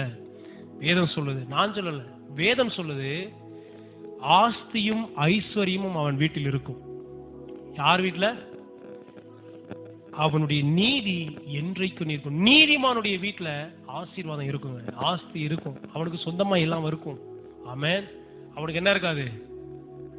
கடன் இருக்காது. அப்ப நான் கடன்ல இருக்கிறேன் அப்படின்னா என்னுடைய நீதியில நான் எங்கேயோ என்ன செஞ்சிருக்கேன்னு அர்த்தம், நான் தவறி இருக்கேன்னு அர்த்தம். கர்த்தருக்கு முன்பாக, கர்த்தருக்கு கொடுக்கிற காரியத்திலேயோ, கர்த்தரை தேடுகிற காரியத்திலேயோ, கர்த்தரை ஆராதிக்கிற காரியத்திலேயோ எங்கேயோ நான் கோட்டை என்ன செஞ்சுட்டேன், எங்கேயோ பிசாசுக்கு நான் வாசலை திறந்திருக்கேன்னு அர்த்தம். கடன் இருந்துச்சுன்னா நீங்க பிசாசுக்கு வாசலை திறந்திருக்கீங்கன்னு அர்த்தம். உங்க ஆசீர்வாதத்தை பிசாசு என்ன செஞ்சுட்டு இருக்கான்? தேவன் தராம இல்ல, தேவன் கொடுக்காம இல்ல, தேவன் ஆசீர்வதிக்காம இல்ல. தேவன் வந்து அதான் நான் சொல்றேன்ல, அவர் வந்து நோக்கமா இருக்கிறாரு, எப்படி இவனை நாம் என்ன செய்யலாம், மேல கொண்டு வரலாம். அதுக்கு வேதம் சாட்சி சொல்லுது. கடன் வாங்கினவங்களுக்கு வேதம் ஏன் சாட்சி சொல்லுதா? இல்ல, கடன் ஆசீர்வாதம். இன்னொன்னு சொல்லணும், கடன் ஒரு சாபம். கடன் ஒரு சாபம். ஆமென். கடன் வாங்குவது என்னது? ஒரு சாபம். நீங்க விசுவாசிங்க, நீங்க கர்த்தருக்கு முன்பாக உண்மையா இருங்க, கர்த்தர் உங்க வீட்டுல ஆஸ்தி ஐஸ்வர்யம் இருக்கிற மாதிரி ஆசீர்வதிப்பார். அதுதான் என்னை குறித்த தெய்வ திட்டம். ஹல்லேலூயா, ஹல்லேலூயா. விசுவாசிக்கிறீங்களா? நீதிமான் வீட்டில் என்ன இருக்குமா? ஆஸ்தியும் ஐஸ்வர்யமும் அவன் வீட்டில் இருக்கும். அவனுடைய நீதி என்றைக்கு செம்மையானவர்களுக்கு இருளில் வெளிச்சம் உதிக்கும். அப்படின்னா செம்மையானவனா யாரு? நீதிமான். நீதிமானுக்கு இருள் என்ன கிடைக்கும்? ஒரு வெளிச்சம் உதிக்கும். அப்படின்னா இருட்டா இருக்கு, எப்படி என்ன செய்ய போறோனே தெரியல. ஆனா நீதிமானுக்கு இருள் ஒரு வெளிச்சம் உதிக்கும். எப்படி வந்துச்சுன்னே தெரியாது, எப்படி நடந்துச்சுன்னே தெரியாது. கர்த்தர் அற்புதமா என்ன செய்வாரு? கர்த்தர் செய்வார். அப்படிதான் இந்த வேத பகுதியை ஒரு ஊழியக்காரர் எடுத்து இப்போ சங்கீதம் 112 ஒரு ஊழியக்காரர் பிரசங்கம் பண்ணிட்டு இருக்காரு. நடந்த சாட்சி சொல்ற மாதிரி சங்கீதம் 112 எடுத்து ஒரு ஊழியக்காரர் வந்து பிரசங்கம் பண்ணிட்டு இருந்தாரு. அப்போ அவர் சொல்லியிருக்கிறாரு, நீ உத்தமனாய் கர்த்தருக்கு முன்பாக வாழ்ந்தேனா ஆஸ்தியும் ஐஸ்வர்யம் உன் வீட்டில் தங்கும் அப்படின்னா. அப்ப நிறைய ஆஸ்தியில வாழ்ந்த ஒரு மனுஷன் இந்த செய்தியை கேட்டுட்டு இருந்தவர். நிறைய ஆஸ்தி, நிறைய பிசினஸ், பயங்கரமா பிசினஸ்ல இருந்து திடீர்னு என்ன ஆச்சுன்னா கூட இருந்த பார்ட்னர் வந்து இவர் என்ன செஞ்சுட்டாங்க? ஏமாத்திட்டாங்க. ஏமாத்தின உடனே பெரிய நஷ்டமாயி எல்லாத்துக்கும் இவர் ஈடு கொடுக்குற மாதிரி ஆகி வீட்டை வித்து நகையெல்லாம் வித்து என்ன செஞ்சாங்க? அந்த நகையை அடைக்கிற அந்த அந்த இவங்க ஒய்ஃபுக்குள்ள நகையெல்லாம் போய் அடகு வச்சு அந்த பிசினஸை மீண்டு அந்த இதுல இருந்து அப்படியும் வெளியில வர முடியல. பெரிய ஒரு நஷ்டத்தை என்ன செஞ்சிருக்காரு? சந்திச்சு வீட்டை வித்து எல்லாத்தையும் வித்து என்ன செஞ்சுட்டாங்க? இப்ப ஒரு பாஸ்டர் இதை பிரசங்கம் பண்ணிட்டு இருந்தார். சென்னையில நடந்த சம்பவம். நீதிமானுடைய வீட்டில் ஆஸ்தி ஐஸ்வர்யமும் தகும். அப்ப அவர் சொன்னாராம், ஒருவேளை நீங்க எல்லாத்தையும் இழந்திருந்தீங்கன்னா, எல்லாம் நஷ்டப்பட்டு போய் ஒருவேளை இப்ப கடன்ல இருந்துக்கலாம் நீங்க ஒருவேளை. ஆனா நீங்க ஒரு தீர்மானம் எடுங்க, ஆண்டவரே நான் உங்களுக்கு உண்மையா செம்மையா என்ன செய்வேன்? நான் வாழ்வேன் ஆண்டவரே அப்படின்னு சொல்லி அவர் சொன்னார். செம்மையானவர்களுக்கு இருள வெளிச்சம். இந்த சங்கீதம் 112 அவர் ரொம்ப வருஷமா, நான் பல வருஷத்துக்கு முன்னாடி இந்த பிரசங்கத்தை கேட்டிருக்கேன், அவர் பண்ண பிரசங்கத்தை. அப்ப பிரசங்கம் பண்ணிட்டு இருக்கும்போதே அவரு கணவன் மனைவியா கையை பிடிச்சு அழுதுட்டு, ஆண்டவரே எங்கள்கிட்ட ஏதோ ஒரு குறைவு, நாங்கள் என்ன செஞ்சோம் தெரியல, எங்க குறைவை நீங்க என்ன செய்ய, ஏதோ ஒரு வழியில பிசாசுக்கு நாங்கள் வாசலை திறந்துட்டோம் ஆண்டவரே, எங்களை 2 பேரையும் நீங்க மன்னிங்க ஆண்டவரேன்னு சொல்லி என்ன செஞ்சாங்க? ஒரு ஜெபத்தை செஞ்சுட்டு போயிட்டாங்க. 3 வாரம் கழிச்சு வந்து சாட்சி சொல்லுவாங்களாம். என்ன சாட்சினா, கவர்மெண்ட்ல இருந்து ஒரு ஆர்டர் என்ன செஞ்சான்? ஆர்டர் வந்துச்சான், நகை கடனெல்லாம் நாங்க என்ன செய்யறோம்? ரத்து பண்றோம். வீட்டு கடனையெல்லாம் நாங்க என்ன செய்யறோம்? ரத்து பண்ணணும். அது வந்து நீங்க நினைக்கிற மாதிரி ஆயிரங்கள்ல கிடையாது, பல கோடிகளுக்குள்ள சொத்து அவங்களுக்கு என்ன செய்யுது? பேங்க்குள்ள அடகுல இருந்துச்சான். 3 வாரத்துல இந்த வார்த்தையை விசுவாசி ஒப்பு கொடுத்து ஜெபம் பண்ணியிருக்காங்க. 3 வாரத்துல பேங்க்ல இருந்து திடீர்னு ஒரு ஆர்டர் வந்துச்சான், நகை கடன்களையும் வீட்டு கடன்களையும் என்ன செய்யறோம்? நாங்க தள்ளுபடி பண்றோம்ட்டு பேங்க்ல இருந்து இவங்க தேடி வந்து என்ன செஞ்சாங்க? அவங்க கையில கொடுத்துட்டு போனாங்க. ஹல்லேலூயா. அந்த தேவன் இன்றைக்கும் ஜீவனுள்ளவரா இருக்கிறார். நான் நம்புறேன். நீ நம்புறீங்களா? ஆமென். இடையில கூட திருநெல்வேலியில ஒரு அக்கா, அவங்க சாட்சி பாருங்க, அவங்களும் நகையை கொண்டு போய் என்ன செஞ்சிருக்காங்க? அடவுலாம் வச்சிருந்தாங்க. திடீர்னு ஸ்டாலின் சொல்லிட்டாரு, நகை கடன்லாம் என்ன செய்யறோம்? ரத்து பண்றோன்ட்டு அந்த நகையை திருப்பி என்ன செஞ்சாங்க? கொண்டு வந்தாங்க. அப்ப தேவனுடைய பார்வையில இதெல்லாம் ஒரு சாதாரணமான காரியம். புரியுதா நான் சொல்றேன்? ஆனா ஆண்டவர் என்ன எதிர்பார்க்கிறாருன்னா, ஆண்டவரே செம்மையாய் வாழ எனக்கு நீ உதவி செய்யுங்க ஆண்டவரே. ஹல்லேலூயா. உத்தமமாய் நடக்கிறவனுக்கு நிச்சயம் அவங்க கையில இருந்து எதுவும் போகாது, வந்துகிட்டு தான் இருக்கும் அவன்கிட்ட. ஹல்லேலூயா. அடுத்து சொல்றாம, அடுத்து என்ன பாருங்க, அவன் இரக்கமும் மன உருக்கமும் நீதியும். அப்படின்னா நீதிமான் எப்பயுமே எப்படிப்பட்ட குணமுடையவனா இருப்பான்னா, இரக்கமுடையவனா இருப்பான். அவனுக்கு மற்றவங்களை பார்க்கும்போது என்ன வரும்? கை அப்படியே குறிக்கிறாது, கை என்ன செய்யும்? கை விரியும். அவனுக்கு கொடுப்பதற்கு. சிலர் ஆசீர்வதிக்கப்படாம போறதுக்கு ஒரு காரணம் தெரியுமா? கை எப்பயுமே எப்படிதான் இருக்கும்? குறுகுன கையா தான் இருக்கும். என்னடா கிடைக்கும் அப்படின்னு தான் என்ன செய்வாங்க? புஷ்குன்னு அப்படி வாங்கி வச்சுக்கோங்க, எடுத்து வச்சுக்குவாங்க உள்ள. அப்படி இருந்துச்சுன்னா அவன் நீதிமான் கிடையாதுங்க. ஆனா நீதிமான் என்ன செய்யறான் தெரியுமா? அவன் இரக்கமும் மன உருக்கமும். ஒருத்தவங்க ஆகாரத்துக்கு இல்லாம இருக்கும்போது அவனுக்குள்ள என்ன உண்டாகும்? ஐயோ இப்படி கஷ்டப்படுறாங்களேன்ற எண்ணம் அவனுக்குள்ள உண்டாகும். ஹல்லேலூயா. ஹல்லேலூயா. உண்மையான ஒரு தேவ பிள்ளைக்கு அந்த இரக்கம் உண்டாகும். நிறைய பேர் இப்படி இருக்கிறாங்களே அப்படின்ற ஒரு இரக்கம். அடுத்து பாருங்க, ரொம்ப முக்கியம், இறங்கி கடன் வாங்கி காரியத்தை நியாயமானபடி நடக்கிற மனுஷன் வாங்கிக்குவான் இருக்கா? வசனம் எப்படி இருக்கு? தேடி போய் வாங்குவான் இருக்கா? இல்ல, தேடி போய் கடன் கொடுக்கிறவனா இருப்பான் அவன். நீதிமானுடைய ஒரு கேரக்டர் என்ன தெரியுமா? தேடி போய் கொடுக்கிறவனா இருப்பான், கடன் கொடுக்கிறவனா இருப்பான், தேடி போய் கடன் கொடுக்கிறவனா இருப்பான். அடுத்து, தன் காரியங்களை நியாயமானபடி நடப்பிக்கிற மனுஷன் பாக்கியம். அவன் காரியத்தை எப்படி நடப்பிக்கிறான்? அதுல எல்லாத்துலயும் ஒரு நியாயம், நீதி. அடுத்தவங்கள்ட்ட வந்து அநியாயமா வாங்கி, அடுத்தவங்கள ஏமாத்தி வாங்கி, அப்படிப்பட்டவன் நீதிமானே அவன் எப்படி இருப்பான்? நியாயமா இருப்பான். புரியுதா? இதெல்லாம் யாரு? சங்கீதம் 112 நீதிமானுக்காக கர்த்தர் வச்சிருக்கிற ஆசீர்வாதம் இதெல்லாம். அடுத்து பாருங்க, அவன் என்றைக்கும் அசைக்கப்படாது இருப்பான், நீதிமான் நித்திய கீர்த்தி உள்ளவன். நீதிமான் எப்படிப்பட்டவன் அப்படின்னா தலைமுறை தலைமுறையாய் பேசுகிறவன். ஆபிரகாம் பத்தி இன்னைக்கு நம்ம பேசுறோம். எத்தனையோ ஆயிரக்கணக்கான ஆண்டுகளுக்கு முன்னாடி வாழ்ந்தாங்க. தாவீது, யோசேப்பு, எத்தனையோ ஆயிரக்கணக்கான ஆண்டுகளுக்கு முன்பாக வாழ்ந்தவங்க. டிஜி சங்கர், நூற்றுக்கணக்கான வருஷங்களுக்கு முன்னாடி வாழ்ந்தவங்க. இன்னைக்கு ஏன் பேசுறோம்? நீதிமான் நித்திய துர்ச்செய்தியை கேட்கறதுனால அவன் என்ன செய்ய மாட்டான்? பயப்பட மாட்டான். ஏன் பயப்பட மாட்டான்னா அவன் இருதயம் கர்த்தரை நம்பி திடனா இருக்கும். இன்னைக்கு நல்ல கவனிங்க, கிறிஸ்தவங்களும் சொல்றேன், ஒரு துர்ச்செய்தியை கேட்ட உடனே கை காலம் நடுங்குது. என்ன நடக்குது? ஒரு ஒரு ஒரு ரிப்போர்ட், என்னது, டாக்டர் ரிப்போர்ட்டை பார்த்த உடனே என்ன செய்யுது? கை காலம் நடுங்குது. ஜனங்களுக்கு, தேவ ஜனங்களுக்கு எல்லாத்தையும் நடுங்க விட்டுருவாங்க இல்லையா? அவங்களும் நடுங்குவாங்க, பக்க வீட்டில் இருக்கிறவங்களும் என்ன செஞ்சிருவாங்க? சேர்த்து நடுங்க விடுவாங்க. அவங்க கர்த்தரை நம்பலன்னு அர்த்தம். ஆனா நீதிமான் பாருங்க, துர்ச்செய்தி அவன் கேட்கறான் இல்லையா? கொள்ளை நோய்கள்லாம் தேசத்துல பெருகுது, கேட்கறான். விலைவாசி எல்லாம் கூடுது, துர்ச்செய்திய கேட்கறான். நல்லவனுக்கு காலமே இல்லைங்க அப்படின்றத என்ன செய்யறான்? கேட்கறான். நல்லா என்ன செய்யறான்? நிறைய துர்ச்செய்தி அவன் காதுல என்ன செய்யுது? எதிர்மறை நியூஸை பார்க்கும்போது துர்ச்செய்தி நிறைய என்ன செய்யுது? கேட்குது. நான் சொன்ன பாத்தீங்களா, நீங்க நியூஸ் எல்லாம் பார்த்துக்கிட்டே இருக்கும்போது நிறைய நல்ல செய்தியாக கேட்டுட்டு இருக்காங்க. நியூஸ்னால என்னதான் ஆயிடுச்சு? இன்னைக்கு கெட்ட செய்தி தான். அப்ப அதெல்லாம் உட்காந்து கேட்டுட்டு இருக்கான்னு வைங்களேன். ஆனா அவன் பயப்படவே மாட்டான். நீதிமான் துர்ச்செய்தியை கேட்டாலும், ஏன்னா அவன் யாரை நம்பி இருக்கான்? கர்த்தரை நம்பி இருக்கான். ஆமென். நீங்க ஒரு துர்ச்செய்தியை கேட்கறதுனால நீங்க பயப்படுறீங்கன்னா நீங்க உங்களை நம்பி இருக்கீங்கன்னு அர்த்தம். புரியுதா? விலைவாசி கூடுது, தங்கம் பொண்ணு வெளியெல்லாம் விலை ஏறுது, இடத்துக்கு விலையெல்லாம் ஏறுதுன்னும் போது நீங்க கேட்ட உடனே உங்களுக்குள்ள என்ன வந்துடக்கூடாது? இனி எப்படிதான் நம்ம பிள்ளைகளாம் கரை சேர்க்க போறோமோ, என்னதான் செய்யும் அப்படின்றது பயம் என்ன செஞ்சிடக்கூடாது. அப்படி நீங்க பயப்படுறீங்க அப்படின்னா நீங்க உங்களை நம்பி உங்க வேலையை நம்பி இருக்கீங்கன்னு அர்த்தம். ஆனா நீங்க கர்த்தரை நம்பி அவன் இருதயம் எப்படி இருக்குமா? நீதிமான் என்ன செய்வான்னா அதை கேட்கறவங்க பயப்பட மாட்டான். நீ உலகத்தை உன் வேலையை நம்பிட்டு இருக்கப்பா, நான் யாரை நம்பி இருக்கிறேன்? நான் கர்த்தரை நம்பி இருக்கேன். அதனால என் இருதயம் எப்படி இருக்கு? திடனா இருக்கும். ஆமென். அடுத்த வசனம் பாருங்க, அவன் இருதயம் உறுதியா இருக்கும். யாருடைய இருதயம்? நீதிமானுடைய இருதயம் எப்படி இருக்கும்? உறுதியா இருக்கும். அவன் தன் சத்துருக்களின் சரிதட்டலை காணும் மட்டும் பயப்படாதிருப்பான். வாரி இறைத்தான் ஏழைகளுக்கு கொடுக்கிறவனா இருப்பான். வாரி என்ன செய்வான்? நல்ல கவனிங்க, நீதிமான் ஒரு நாளும் கஞ்சமாவே என்ன செய்ய மாட்டான். ஒருத்தவங்க கஞ்சமா இருக்கிறாங்கன்னா ஏதோ பிரச்சனை இருக்குன்னு அர்த்தம் அவங்க வாழ்க்கையில. புரியுதா? நீதிமான் எப்படி இருக்கணும்? வாரி இறைக்கிறவங்களா இருக்கணும். எங்களுக்கே இல்லை அப்படின்னா நீங்க இந்த நீதிமானன்றதை கொஞ்சம் என்ன செய்யணும்? செக் பண்ணி பார்க்கணும். புரியுதா? நீதிமானினுடைய இருதயம் எப்படிப்பட்டதா இருக்கும்? வாரி இறைக்கிறதுனா ஒண்ணும் இல்லைங்க, நம்ம அள்ளி பாருங்க, நம்மகிட்ட நிறைய இருக்குன்றதுனால கொடுக்கறது இல்லை, அது இல்லை, அந்த அர்த்தம் இல்லை.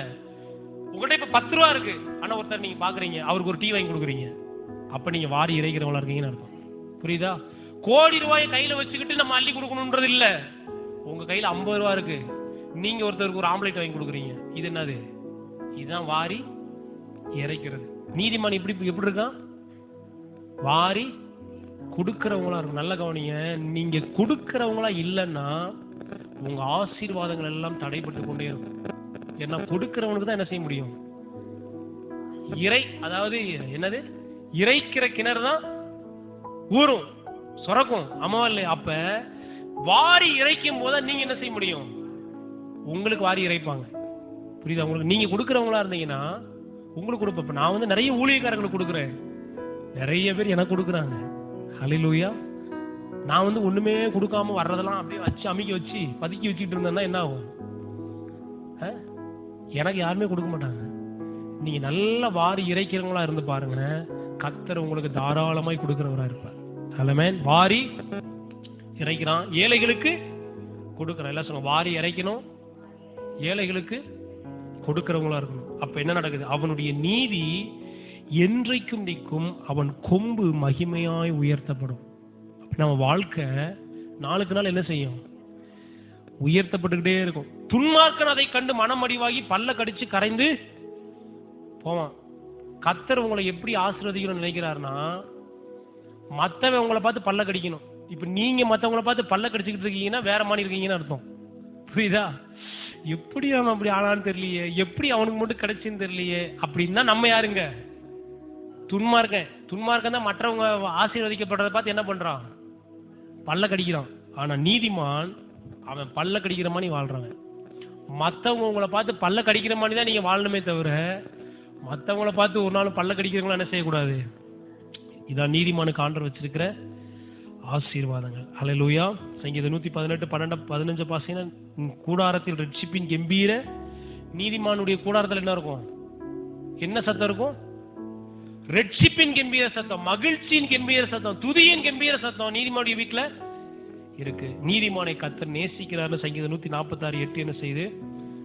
நீதிமொழிகள்லயே சங்கீதத்திலேயே நிறைய வார்த்தைகள் என்ன செய்யுது இருக்கு. இப்ப நீங்க ஒரு ஹோம்வொர்க் கொடுக்குறேன், சங்கீதத்திலேயே நீதிமொழிகளையும் நீதிமானுக்கு வர்ற ஆசீர்வாதத்தெல்லாம் போய் எடுத்து என்ன செய்யுங்க, முடிஞ்சவங்க எழுதுங்க. எழுதி ஒரு பேப்பர்ல வைங்க, எழுதி ஜெபம் பண்ணுங்க. ஆண்டவரே, நீதிமானுக்கு இந்த ஆசீர்வாதம் எல்லாம் தருவே நீங்க சொல்லியிருக்கிறீங்க. நான் உமக்கு முன்பாக நீதிமானா இருக்கிறேன்னு விசுவாசிக்கிறேன். எனக்கு இந்த ஆசீர்வாதம்லாம் நீங்க என்ன செய்யுங்க, தாங்க ஆண்டவரே. சரி, இப்ப நீதிமானுக்கு கர்த்தர் இப்படிப்பட்ட ஆசீர்வாதம்லாம் என்ன செய்யறாரு? வேதத்துல நிறைய வேத பகுதி என்ன நீதிமொழிகளை கூட ஒரு 2-3 வசனங்களை மட்டும் சொல்றேன் பாருங்க. நீதிமொழிகள் 2ஆம் அதிகாரம் 7ஆம் வசனத்தை பாத்தீங்கன்னா, நீதிமானுக்கு கர்த்தர் மெய் ஞானத்தை என்ன செஞ்சிருக்கிறாராம்? நீதிமொழிகள் 2:7 பாருங்க. கர்த்தர் ஞானத்தை தருகிறார், அவர் வாய் நின்று அறிவும் புத்தியும் என்ன செய்து வருகிறது. இப்ப ஞானத்தை கொடுக்கறது யாரு? கர்த்தர் தான் கொடுக்கிறார்.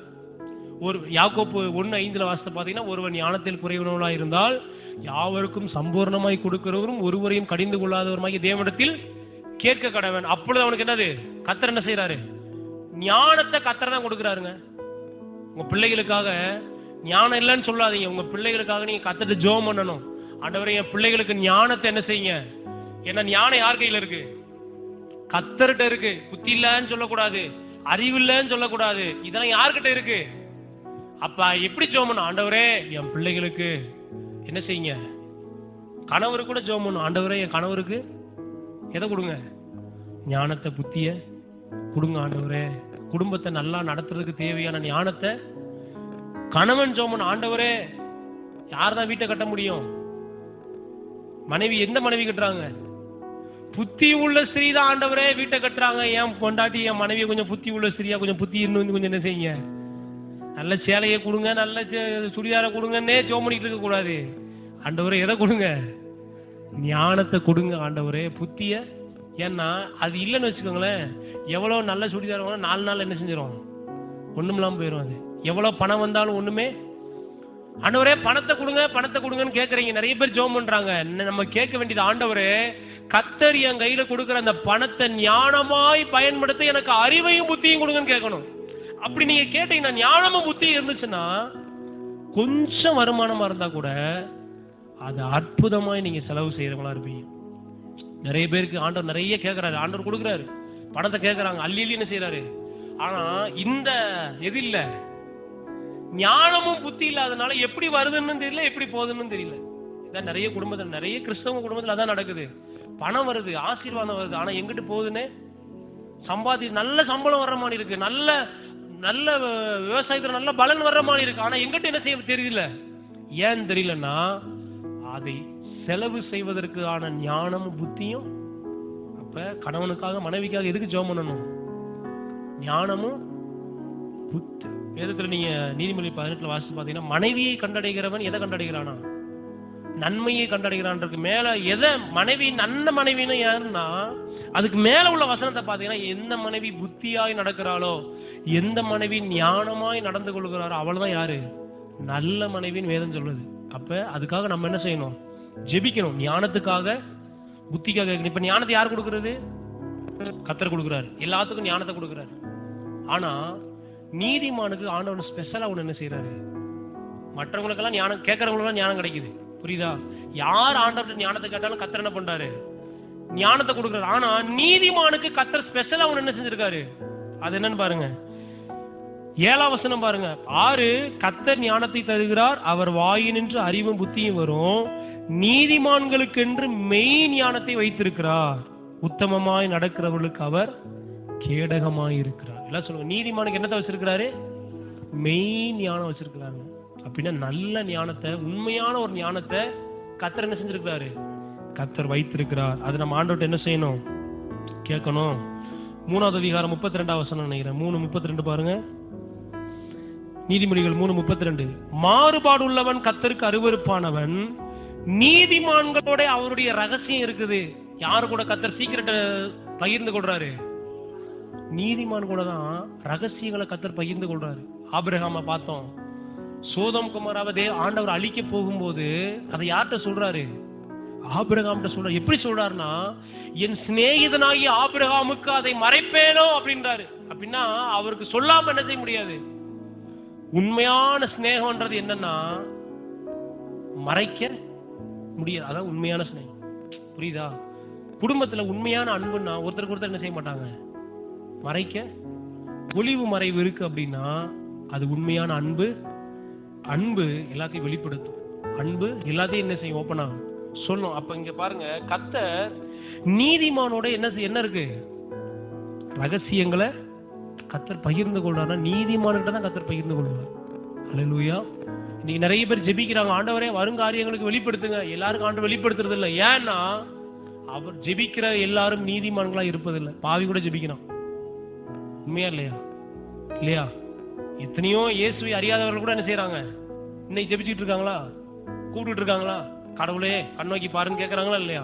ஆனா யாருக்கு கர்த்தர் தன்னுடைய ரகசியத்தை வெளிப்படுத்துறாருன்னா, எவன் நீதிமானா இருக்கிறானோ அவனுக்கு வர காரியத்தை கர்த்தர் வெளிப்படுத்துறாரு. அல்லேலூயா. யாருக்கு? ஆண்டவருடைய ரகசியங்கள் நீங்க அறிந்து கொள்ள விரும்புறீங்களா? நீதிமான்களா என்ன செய்யணும்? இருக்கணும். இப்ப நீதிமானுக்கு நிறைய ஆசீர்வாதங்கள் என்ன செய்யுது? இப்ப கடைசியா ஒரே ஒரு காரியத்தை மட்டும் சொல்லி முடிக்க விரும்புறேன். இப்ப நீதிமான்றோம்ல, யார் நீதிமான்? பக்கத்துல பாத்துக்க. நீதிமான் இவ்வளவு அதோட என்ன செய்யறாரு? நீதிமான பத்தி, ஐயோ நீதிமானுக்கு அது இருக்கு, நீதிமானுக்கு இருக்கு. கடைசியில் ஒரு கேள்வி, யா இதெல்லாம் இருக்குன்றீங்க, நீதிமான்றீங்க, யார் அந்த நீதிமான்? நீதிமான்னா யார்? அதை மட்டும் வாசித்து நம்ம முடிப்போம். எசேக்கியேல் தீர்க்கதரிசன புஸ்தகம் 18வது அதிகாரம்.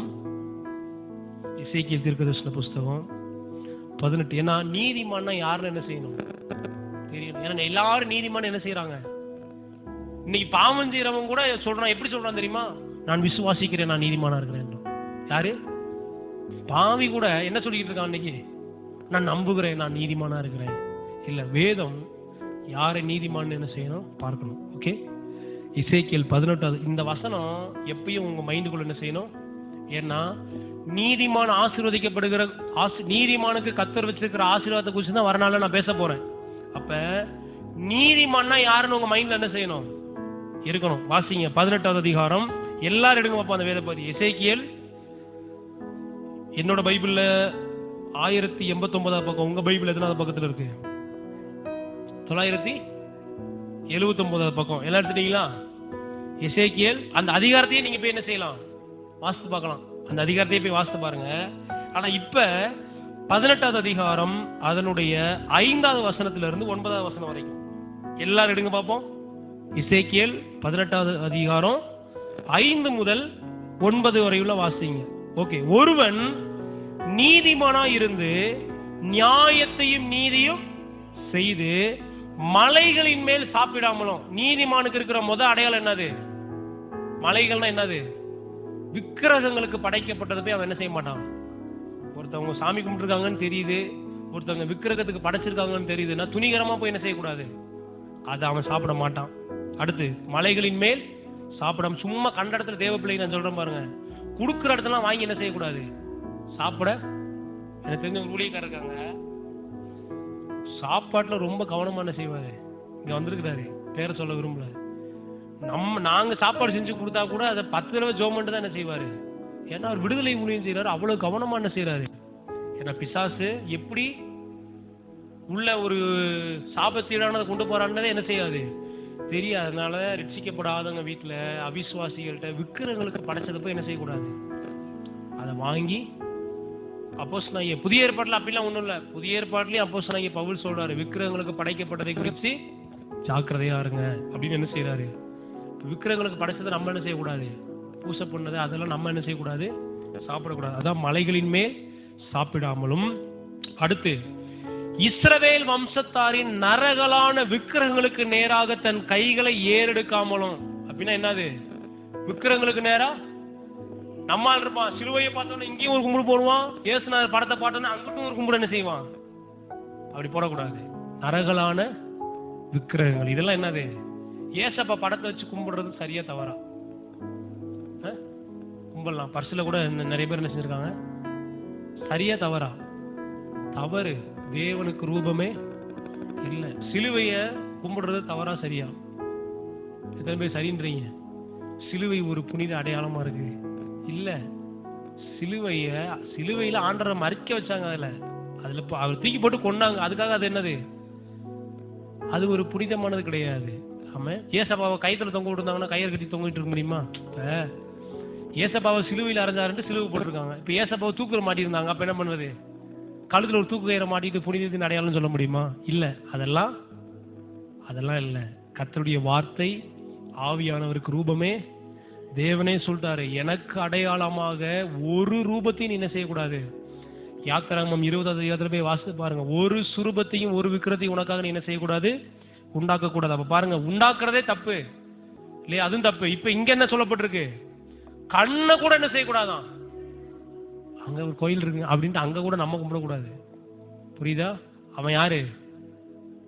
நீதிமான் யாருன்னு சொல்றான். இதெல்லாம் நீங்க கீழே வாசித்து பார்த்தீங்கன்னா தெரியும். ஓகே, கண்களை ஏறெடுக்காமலும், அடுத்து தன் அயலானுடைய மனைவியை தீட்டுப்படுத்தாமலும், தூர ஸ்திரீயோட சேராமலும், விபச்சாரம் வேசித்தனமும் இல்லாதவனா அவன் என்ன செய்வான்? அதை குறித்து எக்ஸ்பிளைன் தேவையில்ல. ஆண்டவர் சொல்லிட்டாரு, ஒரு ஸ்திரீயை நீ இச்சையோடு பார்த்தாலே அவ கூட நீ என்ன செஞ்சுட்ட? விபச்சாரம் செஞ்சுட்ட. அப்படின்னா இச்சையோடு பார்க்கறதே பாவம்ன்றது என்ன செய்யுது? வேதம் சொல்லுது. அப்ப அவன் அப்படிலாம் பார்க்கறவன், கண்கள்ல இச்சை இருக்கு, சிந்தனையில இச்சை இருக்குன்னா அவன் நீதிமானே இல்ல. அடுத்து ஒருவனையும் ஒடுக்காமலும் கொள்ளையிடாமலும். மற்றவங்களை நீங்க ஒடுக்குறீங்க, மற்றவன் இருந்து கொள்ளையடிக்கிறீங்க அப்படின்னா அவன் நீதிமான் அல்ல. அடுத்து கடன் வாங்கினவனுக்கு அடைமானத்தை திருப்ப கொடுத்து. பாத்தீங்களா எங்க வருது? கடன் வாங்கினவனுக்கு என்ன செஞ்சிடணும்? நீதிமான் என்ன செய்வான்? ஆண்டவரே எப்ப சாவான்னு தெரியல, ஆண்டவரே இப்படியாவது எனக்காக, எத்தனையோ பேருடைய ஜெபத்தை கேட்கறீங்க ஆண்டவரே, எனக்காக இந்த ஒரு ஜெபத்தை கேளுங்கப்பா, கொஞ்சம் கடன் வாங்கியிருக்கான்ப்பா, அவனை எப்படியாவது நீங்க எடுத்துக்கங்க ஆண்டவரே. நிறைய பரிசுத்தவான்கள் ஜெபம் பண்ணிட்டு இருக்காங்க. ஆனா அவன் வேத நீதிமான்னா யார சொல்லுது? நீங்க ஜெபம் பண்ணுங்க, அவனுடைய வட்டியும் முதல்ல சேர்த்து அவன் கையில கொடுக்குற மாதிரி கர்த்தர் ஆசீர்வதிப்பாங்க. ஹல்லேலூயா, ஹல்லேலூயா. நான் ரொம்ப அனுபவப்பட்டிருக்கேன். ஆமென். வட்டியும் முதலமா சேர்த்து அவனுக்கு நீங்க கொடுக்கறதுக்கு கர்த்தர் என்ன செய்வாரு? உங்க கை சுத்தமா இருக்கும். எவனுடைய பொருளும் உங்க கையில என்ன செய்யாது இருக்கா இல்லையா? அடைமானத்தை, கடன் வாங்கினவனுக்கு அடைமானத்தை திரும்ப கொடுத்து தன் அப்பத்தை பசித்தவனுக்கு பங்கிட்டு. நீதிமான் இப்படிப்பட்டவனா இருப்பான்? பசியா இருக்கிறவன் திருடுறவன் இல்ல நீதிமான், இல்லாதவன் இருந்து கொஞ்சம் கொள்ளடிக்கிறவன் இல்ல நீதிமான். பசிச்சவனுக்கு என்ன கொடுக்குறான்? அப்பத்தை பங்கிட்டு கொடுத்து வஸ்திரம் இல்லாதவனுக்கு வஸ்திரம் தரிப்பிக்கிறான். பாத்தீங்களா? இதெல்லாம் ஆசீர்வாதம் இதுல இருக்கு. ஆனா நிறைய குணத்தோடு தான் தொடர்புடையதா இருக்கு. பாருங்க, நீதிமான்றது நான் எவ்வளவு நேரம் ஜெபிக்கிறேன், எப்படி ட்ரெஸ் பண்ணிருக்கேன், எப்படி உபவாசம் பண்றேன்றதுங்க சொல்லல, அவனுடைய குணத்தோடு தொடர்புடைய. அதனாலதான் கிறிஸ்தவ வாழ்க்கை வெளிப்பிரகாரமான அலங்காரத்தை மட்டும் உடையதா இல்ல. கண்டிப்பா கொஞ்சம் தேவை, நல்ல வஸ்திரங்களை நம்ம என்ன செய்யணும். ஆனா அதை காட்டிலும் நிறைய நேரங்களில் கிறிஸ்தவம் இன்னைக்கு எதை அதிகமா வலியுறுத்துதுன்னா, நீ வெள்ளை ட்ரெஸ் போட்டிருக்கணும், நீ நகநட்டு ஒண்ணும் போட்டிருக்க கூடாது, நீ எப்பயும் அப்படி இருக்கணும், மீசை இருக்க கூடாது, தாடி இருக்க கூடாது, முடி அப்படி, இத பத்தி நிறைய காரியத்தை என்ன செய்யுது, பேசுது. ஆனா குணத்தை பத்தி பேச மாட்டேன்னு சபை. புரியுதா? வஸ்திரம் இல்லாதவனுக்கு நீ வஸ்திரத்தை என்ன செய்யணும் அப்படின்னா அது எதோட தொடர்புடையது? உன் குணத்தோடு தொடர்புடையது. பசித்தவனுக்கு உன் ஆகாரத்தை கொடுக்கணும், அது உன் குணத்தோடு தொடர்புடையது. அதான் கிறிஸ்தவ வாழ்க்கை என்பது உள்ளான மாற்றம் மிக முக்கியம். வெளிப்புற மாற்றம் தானால என்ன செய்யும் வரும். அடுத்து வட்டிக்கு என்ன செய்யக்கூடாது? வாங்கவும் கூடாது. வட்டிக்கு கொடுக்கிறது நீதிமானுடைய குணம் கிடையாது. புரியுதா? வட்டிக்கு என்ன செய்யக்கூடாது? பொலிசை வாங்க கூடாது. அடுத்து அநியாயத்துக்கு தன் கைய விளக்கணுங்க. அநியாயத்துக்கு என்ன செய்யக்கூடாது? உடன் பங்கா இருக்கக்கூடாது. அவங்களாம் செய்யறாங்கன்னா, நான் நீதிமானா இருந்தேன்னா நான் என் கையை அதுல போய் இணைச்சிட்டேன்னா நான் அதுக்கு என்ன செய்யறேன்னு அர்த்தம்? நான் உடன் பங்காரன். ஆனா என் கை என்ன செய்யணும்? இல்ல நீங்க சொல்ற மாதிரிலாம் என்னால என்ன செய்ய முடியாது. அது உங்க விசுவாசம் அப்படி, என் விசுவாசம் இப்படி. நான் அதுக்கு உடன்பட மாட்டேன்னு நீதிமான் என்ன செய்யணும்? பழகணும். அடுத்து, அநியாயத்துக்கு தன் கையை, மனிதருக்குள்ள வழக்கை உண்மையாய் என்ன செய்யணுமா? தீர்க்கணும். ஒருத்தவங்க ஒரு பிரச்சனையோடு இருக்காங்க, அது உண்மையா என்ன செய்யணும்? சபை இன்னைக்கு நிறைய சபை நடக்கிற காரியம் சொல்ற பாருங்க. காணிக்கை நிறைய கொடுக்கறதுக்கு அப்படி என்ன செஞ்சிருவாங்க? அவங்க தப்பே பண்ணியிருந்தா கூட காணிக்கை கொடுக்கறவங்களுக்கு அவங்களும் தப்பு பண்ணிருக்க மாட்டாங்க. அவங்களும் எனக்கு நல்லா தெரியும் ஊழியக்காரங்களும் என்ன செஞ்சிடறாங்க? சொல்லிடுறாங்க. அப்ப வழக்கு என்ன செய்யுது? அநியாயமாய் தீர்க்கப்படுகிறது. ரொம்ப கவனமா இருக்கணும் அதுல, இல்லையா? நீதிமான் எப்படி இருப்பான்? உண்மையாய் தீர்ப்பான். அவன் நீதி எப்படி இருக்கும்? ஐயா அதுதான் உண்மை, இதுதான் சரி அப்படின்றதுல எப்படி இருப்பான்? ஊழியக்காரங்க கூட பாருங்க, நல்லா கவனிங்க. ஊழியக்காரங்க கூட இது சரின்னா சரின்னு சொல்லணும், இது தப்புன்னா தப்புன்னு சொல்லணும். அதான் நீதிமான. நீ ஊழியம் செய்யறவன் நீதிமானா இருக்கணும். புரியுதா? ஓகே. அடுத்து, என் கட்டளைகளின் படி நடந்து கர்த்தருடைய வார்த்தையின்படி நடக்கிறவனா இருக்கணும். நிறைய பேர் அனுபவத்தை பிடிச்சிட்டு இருப்பாங்க. எப்படி? நாங்க வளர்ந்து வந்ததே இப்படிதான், எங்க பின்னணியே இப்படிதான். அப்படி இருக்க கூடாது. கர்த்தருடைய கட்டளையின்படி நடந்து அவர் நியாயங்களை என்ன செய்யணுமா? அவர் என்ன சொல்லி இருக்கிறார் அதை கை கொள்ளணும். புரியுதா? என்ன கர்த்தர் என்ன சொல்லி இருக்கிறார், அவர் வார்த்தை என்ன சொல்லுது, அதுக்கு என்ன செய்யணும்? அவர் வார்த்தையின்படி கை கொண்டு உண்மையா இருப்பானாகில். எல்லாம் சொல்லுங்க, உண்மையா இருந்தான்னா யார் நீதிமானே? அவனே நீதிமான். யார் நீதிமான்? வேதம் சொல்லுது. இங்க ஜபம் அது இது அது இது எதா இருக்கா? நான் உண்மை அதான் சொல்றேன். நீதின்றது, நீதிமானுடைய வாழ்க்கை என்பது என்னுடைய வாழ்க்கையோடு தொடர்புடையது. என்னுடைய நடத்தை ரெண்டாவதான் வருது. புரியுதா? என்னுடைய சுபாவத்தோடு தொடர்பு. இதெல்லாம் எதோட தொடர்புடையது? சுபாவத்துல தொடர்புடைய. அப்ப அதுக்குதான் மனம் மறுரூபமாகணும்னு பேசுறோம். ஏன்னா நீதிமானுடைய மனம் என்ன செய்யணும்? மறுரூபமாய்த்தான் அவன் ஆனாத்தான் அவன் நீதிமானு. ரட்சிக்கப்படுறதுக்கு முன்னாடி உங்க சுபாவம் அப்படியே தான் இருந்துச்சு. ரட்சிக்கப்பட்டதுக்கு அப்புறமும் உங்க சுபாவத்துல ஒரு மாற்றம் வரலன்னா உங்க ரட்சிப்பை நான் சந்தேகப்படுறேன். உங்க ரட்சிப்பு கேள்விக்குறியா இருக்கு. ஏன்னா ஒரு மனுஷன் ரட்சிக்கப்பட்டானா அவன் சுபாவத்துல என்ன வரணும்? கண்டிப்பா ஒரு மாற்றம் வரணும். ஏன்னா கிறிஸ்தவம் சுபாவத்தோடு அதிக தொடர்புடையது. அல்லேலூயா. ரட்சிக்கப்பட்டதுக்கு முன்னாடி நான் இப்படி பேசிக்கிட்டு இருந்தேன், என் வாயிலிருந்து இப்படியே வரும். இப்ப ரட்சிக்கப்பட்டதுக்கு அப்புறம் என்ன வருது அப்படின்னா நான் சொல்றேன், நீங்க கட்டடம் விட்டு கட்டடம் மாறி இருக்கீங்க, உலகத்தை விட்டு இயேசுக்குள்ள வரலன்னு அர்த்தம். புரியுதா? வேற இடத்துல இருந்து என்ன செய்யலாம்? மாறி மாறி என்ன செய்யலாம்? வேற ஒரு சாமியை கும்பிட்டு இருந்தவங்க அப்ப அப்படி இருந்தா இப்ப இயேசுவை கும்பிடுறேன். சுபாவத்துல ஒரு பெரிய மாற்றம். அவன் தான் நீதிமான். வேதம் சொல்ல பாருங்க, அவனே நீதிமான். எவனே நீதிமான்? எவனே நீதிமான்? உங்கள்ட்ட ஒரு கேள்வி கேட்கிறேன், எவன் நீதிமான்? யாருங்க நீதிமான்? கிறிஸ்துவுக்குள் விசுவாசிக்கிறேன் நானும் நீதிமான் அப்படின்ட்டு எல்லாத்தையும் செஞ்சுக்கிட்டு நானும் நீதிமான் சொல்றவன் நீதிமான் இல்ல. கர்த்தருடைய வார்த்தையின்படி செய்து, ஆமென், அதன்படி நடக்கிறவன், அதன்படி வாழ்கிறவன் எப்படிப்பட்டவனா இருக்கலாம்? அவனே நீதிமான். இந்த வசனத்தெல்லாம் உங்க மனசுக்குள்ள பதிச்சு வச்சிருக்கணும். யார் நீதிமான்? ஏன்னா நீதிமான தான் கர்த்தர் ஆசீர்வதிக்கிறாரு. நீதிமான் மேலதான் நோக்கமா இருக்கிறாரு. நீதிமான உயர்த்தணும் தான் அவர் என்ன செய்யறாரு? ரொம்ப வெறியா இருக்கிறாரு. நீதிமானுடைய சத்தத்தை கேட்க ஆர்வமா இருக்கிறாரு. நீதிமான கர்த்தர் தாங்குறாரு. நீதிமானுக்கு வருகிற எல்லா உபத்திரவத்திலிருந்து அவன் விடுதலையாக்க கர்த்தர் ஆயத்தமா இருக்கிறாரு. அப்ப நீதிமான் யாரு?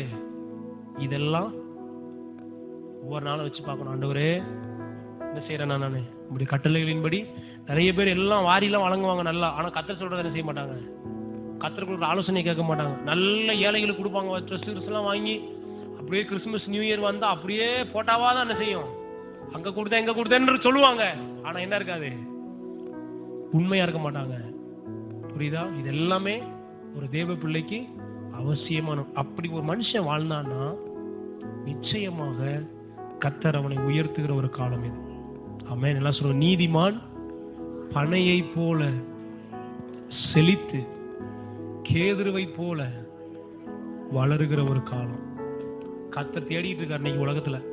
கர்த்தர் இந்த மாதிரி ஒரு நீதிமான் இன்னைக்கு உலகத்துல கிடைக்கிறது சபைக்குள்ளேயே தேடுறாரு ஆண்டவர். ஆவிக்குரிய நல்ல கையடிச்சு ஆராதிக்கிறாங்க, அந்நிய பாசெல்லாம் அங்கேயே தேடுறாரு. யாரா இருக்காங்களா? என்னடா வாயில வந்து அந்நிய பாசம் மட்டும் வருது, பாட்டு மட்டும் வருது, ஆனா சுபாவத்துல என்ன இல்ல, ஒரு மாற்றமும் இல்லையே. ஆண்டவர் வேதனையோட நிக்கிறாரு இன்னைக்கும் நிறைய சபைகள்ல. நான் சொல்றேன், நம்ம சபை நீதிமான்களின் ஒரு கூடாரமா இருக்கணும். அல்லேலூயா. ஆண்டவருக்காக உண்மையா வாழணும், உண்மையா இருக்கணும். ஆண்டவருக்காக இப்படி இருந்துக்கலாம், அப்படி இருந்துக்கலாம். அவங்கலாம் அப்படி இருக்கிறாங்க, அவங்க எங்க போவாங்கன்னு யாருக்கு நமக்கு தெரியாது. ஆனா நம்மளை கர்த்தர் அழைத்தது பரலோக ராஜ்யத்திற்காக. ஹல்லேலூயா. இந்த இம்மைக்கான நிச்சயமா கர்த்தரை தேடும் போது இந்த பூலோகத்திற்கான ஆசீர்வாதங்களை கண்டிப்பா தராருங்க, இல்லன்னு சொல்லல. கர்த்தர் இங்கே நீ ஒண்ணுமே உனக்கு இல்ல, அங்கதான் இல்லன்னா இப்பவுமே நம்மளை கூட்டு போயிடலாம்ல, ஏன் இங்க பூமியில வச்சிருக்கணும்? இல்ல, இந்த பூமியில நான் செய்ய வேண்டிய ஏதோ ஒரு பெரிய நோக்கத்தை எனக்கு இந்த பூமியில கர்த்தர் வச்சிருக்கிறாரு. அதுக்காக நான் ஆசீர்வதிக்கப்படணும்னு விரும்புறேன். ஹல்லேலூயா. நிச்சயமா பூமியில கர்த்தருடைய ஆசீர்வாதம் உண்டு. ஆனா அதை காட்டிலும் மேல நீதிமானாய் நான் வாழ்ந்து அவர் வரும்போது அவர் கூட போயிடணும். இங்க எல்லாமே இருக்கு, நல்ல வசதி வாய்ப்பு எல்லாம் ஆசீர்வாதமா இருந்துட்டு அவர் வரும்போது கூட போலன்னு வைங்க, அதமானி பரிதபிக்கப்பட்ட வாழ்க்கை ஒன்றுமே இல்ல. நிச்சயமா கர்த்தர் நம்மளை ஆசீர்வதிக்கிற. ஏன் ஆசீர்வதிக்கிறார்னா அங்க ஒரு பொக்கிஷத்தை சேர்த்து வைக்க முடியாததான் இங்க பொக்கிஷத்தை கர்த்தர் நம்ம கொடுக்குறாரு. நல்லா இங்க ஏன் கர்த்தர் பணத்தை, ஆஸ்தி, ஐஸ்வர்யத்தை கொடுக்கிறார்னா அங்க நான் என்ன செய்யணும், எப்படி சேர்த்து வைக்கிறேன்? இங்க கர்த்தர் கொடுக்கிற பணத்தை நான் ஊழியத்துக்காக செலவழிக்கிறேன், சுவிசேஷ ஊழியத்துக்காக, ஆத்தும ஆதாயம் என்ற ஊழியத்துக்காக, அநேகரை ரட்சிப்புக்குள்ள நடத்துவதற்காக நான் செலவழிக்கிறேன் அப்படின்னா அங்க எனக்கு ஒரு பொக்கிஷம் என்ன செய்யப்படுகிறது? அங்க நிச்சயமா இருக்கு. உங்க எல்லார் பேர்லயும் ஒரு அக்கௌண்ட் இருக்காங்க. பக்கத்துல பாச இங்க அக்கௌண்ட் இல்லைன்னு கவலைப்படாதீங்க. சிலருக்கு இங்க 100 அக்கௌண்ட் இருக்கும். பர்ஸை திறந்தா ஏடிஎம்மா வரும். அப்படியே வீரவை திறந்தீங்கன்னா 10-20 பேங்க் புக் அடிக்க வச்சிருப்பாங்க. ஆனா அங்க வெறும் ஒரு அக்கௌண்ட் கூட இருக்காது. அங்க எப்படி இருக்கும்? பேலன்ஸ் 0ன்னு காமிச்சுட்டு இருக்கும். ஆனா ஆண்டவர் ஏன் இங்க நமக்கு ஆசீர்வாதங்களை தர்றாருன்னா அங்க ஒரு அக்கௌண்ட் நமக்கு இருக்கு. அந்த அக்கௌண்ட்ல என்ன செய்யணும்? நம்ம போய் நிச்சயமா பரலோகத்துல உங்களுக்கு ஒரு வீடு இருக்கு. ஆமென். ஆண்டவர் சொன்னார், நான் போய் உங்களுக்கு ஒரு ஸ்தலத்தை ஆயத்தப்படுத்துவேன் இருக்காரு. இங்கேயே இதையே இப்படியே தடையிட்டு உட்காந்தோம்னா அங்க ஒண்ணு என்ன செய்யாது. இங்க கர்த்தர் கொடுக்கிற ஆசீர்வாதங்களை, நன்மைகளை வைத்து அங்க ஒரு வீட்டை நம்ம கட்டணும். நீங்க இங்க ஏழைகளுக்கு கொடுக்கும் போது அங்க என்ன நடக்குது?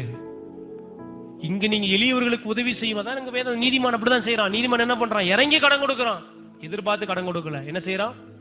இறங்கி கடன் கொடுக்கறான். அடுத்து பொலிசை வாங்குறது இல்ல, அநியாயத்துக்கு தன் கையை விளக்குறான். வஸ்திரம் இல்லாதவனுக்கு என்ன பண்றான்? பசிச்சவங்களுக்கு ஒரு நேரம் ஆகாரம் நீங்க கொடுக்கும்போது உங்க அக்கௌண்ட்ல என்ன செய்யுது? ஆண்டவர் சொன்னாரு, நீதிமான் என்னும் நாமத்தின் நிமித்தம் நீதிமான ஒருத்தனை ஏற்றுக்கொண்டு ஒரு கிளாஸ் தண்ணி கொடுத்தா கூட அந்த கணக்குல என்ன செய்யறாரு? தண்ணி ஃப்ரீயா கிடைக்கும். நமக்கு இலவசமா நம்ம தண்ணியை வாங்குறோம். அப்ப இலவசமா நம்ம வாங்கினத இலவசமா ஒருத்தவங்களுக்கு கொடுக்கும் போது அதுக்கு ஒரு அக்கௌண்ட கர்த்தர் ஓபன் பண்றாரு. அப்பனா இலவசமா உங்களுக்கு கிடைக்கிறத நீங்க கொடுக்கும் போதே ஒரு அக்கௌண்ட கர்த்தர் வச்சிருக்கிறாருன்னா நீங்க பிரயாசப்பட்டு உழைத்து சம்பாதித்ததுல இருந்து ஒரு பங்கை கர்த்தருக்காக நீங்க கொடுக்கும் போது அதை எப்படி கர்த்தர் கணக்குல சேர்க்காம இருப்பாரு? கண்டிப்பா அதுக்கு பெரிய பலன் இருக்கு. அல்லேலூயா. இசைஞான எப்பவுமே சொல்லுவாங்க என்னன்னா, ஆண்டவர் ஒரு பெரிய ஆசீர்வாதத்தை அவர் கையில கொண்டு என்ன செஞ்சாராம்? கொடுத்தாராம். ஒரு ஒரு காரோ ஏதோ வாங்கும் போது ஆண்டவர் சொன்னார் அவர்கிட்ட, என்ன ஆண்டவரே, இந்த ஒரு ஆசீர்வாதத்துக்கு நான் பாத்திரனே இல்லையே ஆண்டவரே, இதுக்கு இந்த ஆசீர்வாதம் ஒரு கார் வாங்கும் போது நினைக்கிறேன், இந்த ஆசீர்வாதத்தை நான் பெற்றுக்கொள்வதற்கு எந்த ஒரு தகுதி எனக்கு இல்லைன்னு ஆண்டவர் சொன்னார். இல்லடா, கொஞ்சம் வருஷத்துக்கு முன்னாடி உன்ட்ட ஒரு ஊழியக்காரன் நான் என்ன செஞ்சேன்? நான் அனுப்புனேன். அவனுக்கு வண்டிக்கு நீ ஒரு 5 ரூபா காணிக்க என்ன செஞ்ச? கொடுத்தேன். அதுதான் இப்ப வட்டி போட்டு என்ன செஞ்சிருக்கு? உனக்கு ஒரு காரா வந்திருக்கு அப்படின்னா. அப்ப இசைக்கண்ணன் ஜெபம் பண்ணார், ஆண்டவரே, இது நீங்க அப்பமே சொல்லியிருந்தீங்கன்னா பழிக்கு சாப்பாடு கீப்பாடெல்லாம் சேர்த்து என்ன செஞ்சிருப்பேன், கொடுத்துருப்பேன். இன்னைக்கு ஒரு ஏரோப்ளைனா நின்றுக்குமே ஆண்டவரே அப்படின்னு என்ன செஞ்சாராம்? அவர் சொன்னாராம். அப்ப இன்றைக்கு நம்ம கொடுக்கிற விதைக்கிற நன்மைகளுக்கு நிச்சயமாக வட்டி முதலமா சேர்த்து ஒரு நாள் அனுபவிக்கும்படி கர்த்தர் ஒரு ஆசீர்வாதத்தை நம்ம கையில தருவாரு. அல்லேலூயா. அந்த நினைப்போட நீங்க விதைக்கணும். விதைக்கும் போது எப்படி விதைக்கணும்? நீங்க எளியவர்களுக்கு கொடுக்கும் போது, ஏழைகளுக்கு கொடுக்கும் போது கூட நிறைய பேர் இன்னைக்கு பாத்தீங்கன்னா அந்த ஏழை எளியவர்களுக்கு உதவுறத ஒரு ஃபேஷனா என்ன செய்யறாங்க?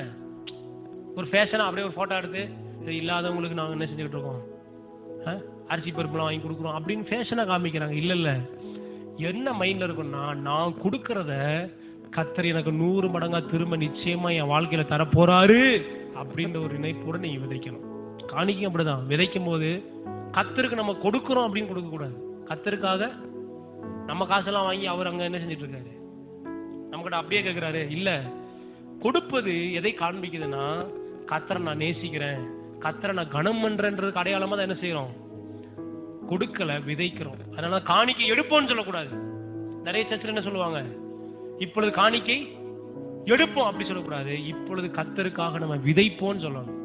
ஆமென். ஏன்னா எடுத்தா திரும்பி வருமா என்ன செய்யாது தெரியாது. ஆனா விதைத்தா நிச்சயமா என்ன செய்யும். என்ன மனநிலையோட நீங்க விதைக்கணும், ஆண்டவரே உம்முடைய ராஜ்யத்திற்காக நான் விதைக்கிறேன் ஆண்டவரே. ஹல்லேலூயா. நான் சொல்றேன், நீங்க விதைக்காத ஒன்றை தேவன் திரும்ப உங்களுக்கு பலனா என்ன செய்ய முடியாது. இன்னைக்கு நீங்க விதைக்கும் போது கர்த்தர் நிறைவான பலனை உங்களுக்கு என்ன செய்வாரு, நிச்சயமாய் தர வல்லவராய் இருக்கிறார். ஹல்லேலூயா. அதனால நீதிமான் ஆசீர்வதிக்கப்படுகிற காலம். யார் நீதிமான்றதை ரொம்ப நம்ம ஜாக்கிரதையா என்ன செய்யணும், கவனிக்கணும். நம்ம ஒரு காலத்துல, இப்ப நல்லா கவனிங்க, இன்னொரு சத்தியத்தை கூட சொல்லி முடிக்கிறேன். ஒரு காலத்துல நம்ம சத்துருக்களாய், துரோகிகளாய், பாவிகளா என்ன செய்தோம், இருந்தோம். இப்படி இந்த குணங்கள் எதுவுமே நமக்குள்ள இல்ல. ஆனா இயேசு நமக்காக சிலுவையில் மரித்து நம்மை நீதிமானா மாத்தி இருக்கிறார். அதை மறந்துடக்கூடாது. இதெல்லாம் நம்ம பிரயாசத்தினால என்ன செய்யறது இல்ல, இதெல்லாம் நம்ம விசுவாசிக்கிறதுனால வர்றது. ஆமென். ஒரு காலத்துல நம்ம இப்படி இருந்தோம், ஆனா எனக்காக அவர் என்ன செய்தார், சிலுவையில மரித்தார். நான் ஒரு காலத்துல கொடுக்கிறவனா இல்ல, நான் உண்மை சொல்றேன், நான் ஒரு காலத்துல கொடுக்கிறவனாவே இல்ல, எங்கடா கிடைக்கும் அப்படின்னு தான் என்ன செஞ்சிருப்பேன் இருந்தேன். ஆனா சிலுவையில நான் பாக்குறேன், அவருடைய குமாரனையே எனக்காக அவர் என்ன செஞ்சிருக்கிறாரு, தந்திருக்கிறாரு. எவ்வளவு பெரிய கிவர் அவர் இருக்கிறாரு. நான் போய் இந்த சட்டையும் இந்த துணியும் எனக்குன்னு வச்சுட்டு உட்கார்ந்துருக்கலாமா? யோசிச்சு பாருங்க. இப்ப என்ன வருது, ஆண்டவரே நீர் தயாளனா இருக்கிறீர் ஆண்டவரே, அந்த சுபாவத்தை எனக்குள்ளேயும் நீங்க என்ன செய்யுங்க தாங்கன்னும் போது அந்த சுபாவம் எனக்குள்ள என்ன செய்ய ஆரம்பிக்கும். கிறிஸ்து நமக்காக இதை சம்பாதித்து தந்திருக்கிறார். நீதிமான்றத நீங்க உழைச்சி உண்டாக்கல, அவர் இலவசமாய் உங்களுக்கு என்ன செஞ்சிருக்கிறாரு. நம்ம பாவங்களை கழுவி, நம்ம அக்கிரமங்களை கழுவி நம்மை நீதிமானாய் அவர் மாற்றி இருக்கிறார்னா, நம்ம எவ்வளவு நீதிமானாய் இன்னும் நம்ம வாழணும். அல்லேலூயா. ரொம்ப பேர் தவறா புரிஞ்சுக்கிறாங்க. என்னன்னா, சிலுவையில கர்த்தர் எனக்காக எல்லாத்தையும் ஏத்துக்கொண்டு என்ன நீதிமானா மாத்திட்டாரு, இன்னைக்கு நான் என்ன செஞ்சுக்கலாம் எப்படி வேணாலும். இல்ல, நீ இப்படி கிடந்த, கொஞ்சம் யோசிச்சு பாருங்க. நான் சாக்கடையில கிடந்திருக்கேன். ஒருத்தர் வந்து அவர் நல்ல வஸ்திரம் தரிச்சிருக்காரு. நான் என்ன பண்றேன், அவரு சொல்றாரு, நான் என் வஸ்திரத்தை உங்களுக்கு கொடுத்துறேன், நீங்க என்ன செய்யுங்க, இந்த வஸ்திரத்தை மாட்டிட்டு நீங்க போங்க அப்படின்னா, நான் அவருக்கு எவ்வளவு நன்றி உள்ளவனா இருக்கணும். அதே சாக்கடையிலே அவர் மேல திருப்பி பூசலாமா? யோசிச்சு பாருங்க, பூசலாமா? இல்ல. நம்ம ரட்சிக்கப்பட்டதுக்கு அப்புறமும் நம்ம பாவம் செய்யும் போது அந்த தீமை தான் அவருக்கு செய்யணும். நம்ம யாருன்னே தெரியாம இருக்கும்போது நமக்காக ஆண்டவர் வந்து உதவி செஞ்சாருங்க, நம்மளை காப்பாத்தி இருக்கிறாரு. நரக ஆக்கணையில இருந்து நம்ம சந்திக்க வேண்டிய மரணத்துல இருந்து நம்ம தூக்கி எடுத்திருக்கிறாரு. இப்ப நம்ம அவருக்கு எப்படி இருக்கணும், இன்னும் அதிக நன்றி உள்ளவங்களா இருக்கணும். ஆண்டவரே இன்னும் நமக்காக பரிசுத்தமா வாழுவேன் ஆண்டவரே, இன்னும் உமக்காக நான் ஊழியம் செய்வேன் ஆண்டவரே, இன்னும் உமக்காக நான் ஓடி உழைப்பேன் ஆண்டவரே. நம்ம என்ன செய்யணும், ஆண்டவருக்காக வைராக்கியமா நிற்கணும். அல்லேலூயா. நம்ம எழுந்து நிற்போம், ஆண்டவருடைய சமூகத்தில் ஜெபிக்கலாம். ஆண்டவர் சமூகத்தில் நீதிமான் ஆசீர்வதிக்கப்படுகிற ஒரு காலம். கண்களை மூடி ஆண்டவரை நோக்கி நம்ம பார்ப்போம். ஆண்டவரே ஸ்தோத்திரம், ஆண்டவரே ஸ்தோத்திரம் அப்பா. எல்லாரும் ஆண்டவருக்கு நன்றி சொல்லுங்க. ஒருவேளை கர்த்தர் உங்களை ஆசீர்வதிப்பதற்கு தடையாக ஏதாவது இந்த சொல்லப்பட்ட காரியங்கள் உங்க வாழ்க்கையில காணப்படுமான, நான் சொல்லுகிறேன், இன்றைக்கு இது கடைசி நாளா இருக்கட்டும். ஆண்டவரே என்னை ஆசீர்வதித்து என் சிறுமையிலிருந்து என்னை உயர்த்தும்படி நீர் திட்டமுள்ளவராய் இருக்கிறீர் ஆண்டவரே. இயேசுவின் நாமத்துல ஒரு நாள் அதற்கு தடையா என் வாழ்க்கை இருக்கக்கூடாது ஆண்டவரே. உங்க ஆசீர்வாதத்தை நான் பெற்று அனுபவிப்பதற்கு எந்த விதமான தடை எனக்குள்ள வரக்கூடாதுப்பா. இந்த கருத்தை நான் ஒப்பு கொடுத்து ஜெபிக்கிறேன் ஏசப்பா. ஆண்டவரே என் குறைவுகளை மாற்றுங்க, என் குற்றங்களை மன்னிங்கப்பா. ஸ்தோத்திர ஆண்டவரே. ஒருவேளை அறிந்தோ அறியாமலோ, தெரிந்தோ தெரியாமலோ உமக்கு விரோதமாய் செய்த குற்றங்களை நான் அறிக்கை செய்கிறேன் ஆண்டவரே. ஆண்டவரே பா ஸ்தோத்திரப்பா. ஒருவன் தன் பாவங்களை அறிக்கை செய்தார். ஆமை நீதிபரராயிருக்கிற கர்த்தர் நமக்காக பலியானவர். நம் பாவங்களை எல்லாம் ஏற்றுக்கொண்டு நம்ம அக்கிரமங்களில் எல்லாம் நம்மை விடுதலை ஆக்குகிறவர். அற்புதமான ஒரு விடுதலையை தர அவர் வல்லவராயிருக்கிறார். ஆண்டவர் சமூகத்தில் ஒப்பு கொடுத்த ஆண்டவரே, ஒரு நீதிமானாய் வாழ நான் விரும்புகிறேன் ஆண்டவரே. ஒரு பரிசுத்தமுள்ளவனாய் வாழ நான் விரும்புகிறேன் ஆண்டவரே. உலகத்திற்கு ஏற்றது போல அல்ல, மனுஷரை பிரியப்படுத்துகிறவனாய் அல்ல, என் குடும்பத்தாரை பிரியப்படுத்துகிறவனாக அல்ல ஆண்டவரே. என் வாழ்க்கை உங்களை மட்டும் பிரியப்படுத்துகிறதா இருக்கணும் ஆண்டவரே. இசப்பா ஸ்தோத்திரம் ஆண்டவரே. எனக்காக நீங்க எவ்வளவு நன்மையை வச்சிருக்கிறீங்க ஆண்டவரே. என்னை உயர்த்தணும்னு எவ்வளவு தீவிரமா நீங்க இருக்கிறீங்க ஆண்டவரே. ஆனா ஒரு நாள் இந்த ஆசீர்வாதத்தை இழந்து போக, ஒரு நாள் இந்த நன்மைகள் நான் இழந்து போய்விடக் கூடாது இசப்பா. எனக்கு நீங்க பலன் தாங்க ஆண்டவரே. நீங்க சொன்னீங்களே, பரிசுத்தமா இருக்கிறவன் இன்னும் பரிசுத்தமா இருக்கட்டும்.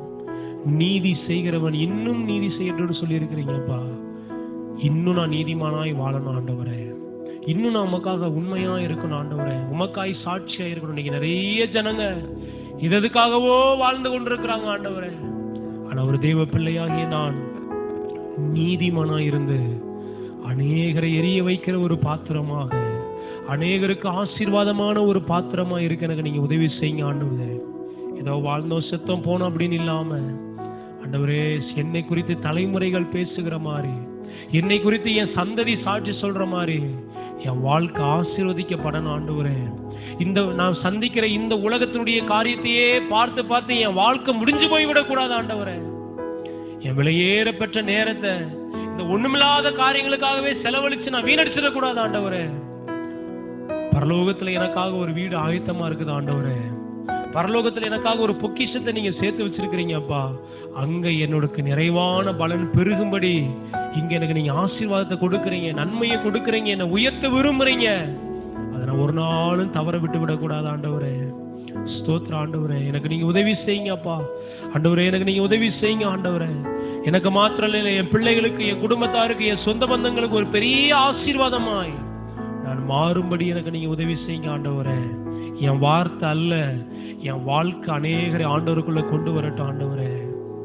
சப்பா, என் சாட்சி அநேகரை ஆண்டவர் பக்கமாய் கொண்டு வரட்டும் ஆண்டவரே.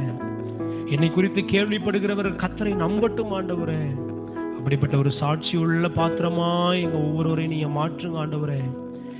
சபை என்பது நீதிமான்களின் கூடாரமா இருக்கிறது ஆண்டவரே.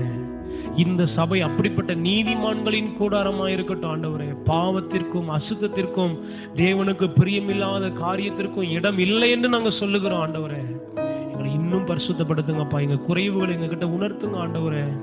இசப்பா ஸ்தோத்திர ஆண்டவரே. எங்க பலவீனங்களை எங்களுக்கு உதவி செய்யுங்க ஆண்டவரே. இசப்பா ஸ்தோத்திர ஆண்டவரே. யாராவது பாவ போராட்டத்துல ஆண்டவரே போராடி கொண்டிருந்தாங்கன்னா இயேசுவின் நாமத்தில் நீங்க உங்களுக்கு உதவி செய்யுங்க ஆண்டவரே.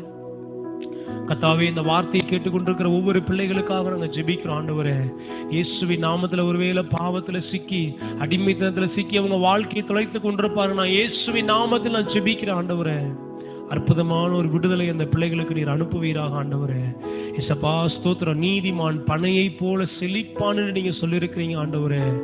இந்த நாட்களை எங்க வாழ்க்கை ஒரு பனையை போல செழிக்கட்டும் ஆண்டவரே. ஹல்லேலூயா. சுற்றிலும் வறட்சியா இருந்தாலும் நாங்க கனி கொடுக்கிறவர்களாய் மாறணும் ஆண்டவரே. சுற்றிலும் பஞ்சமா இருந்தாலும் கர்த்தருக்காக நாங்க பிரகாசிக்கிறவர்களா இருக்கணும் ஆண்டவரே.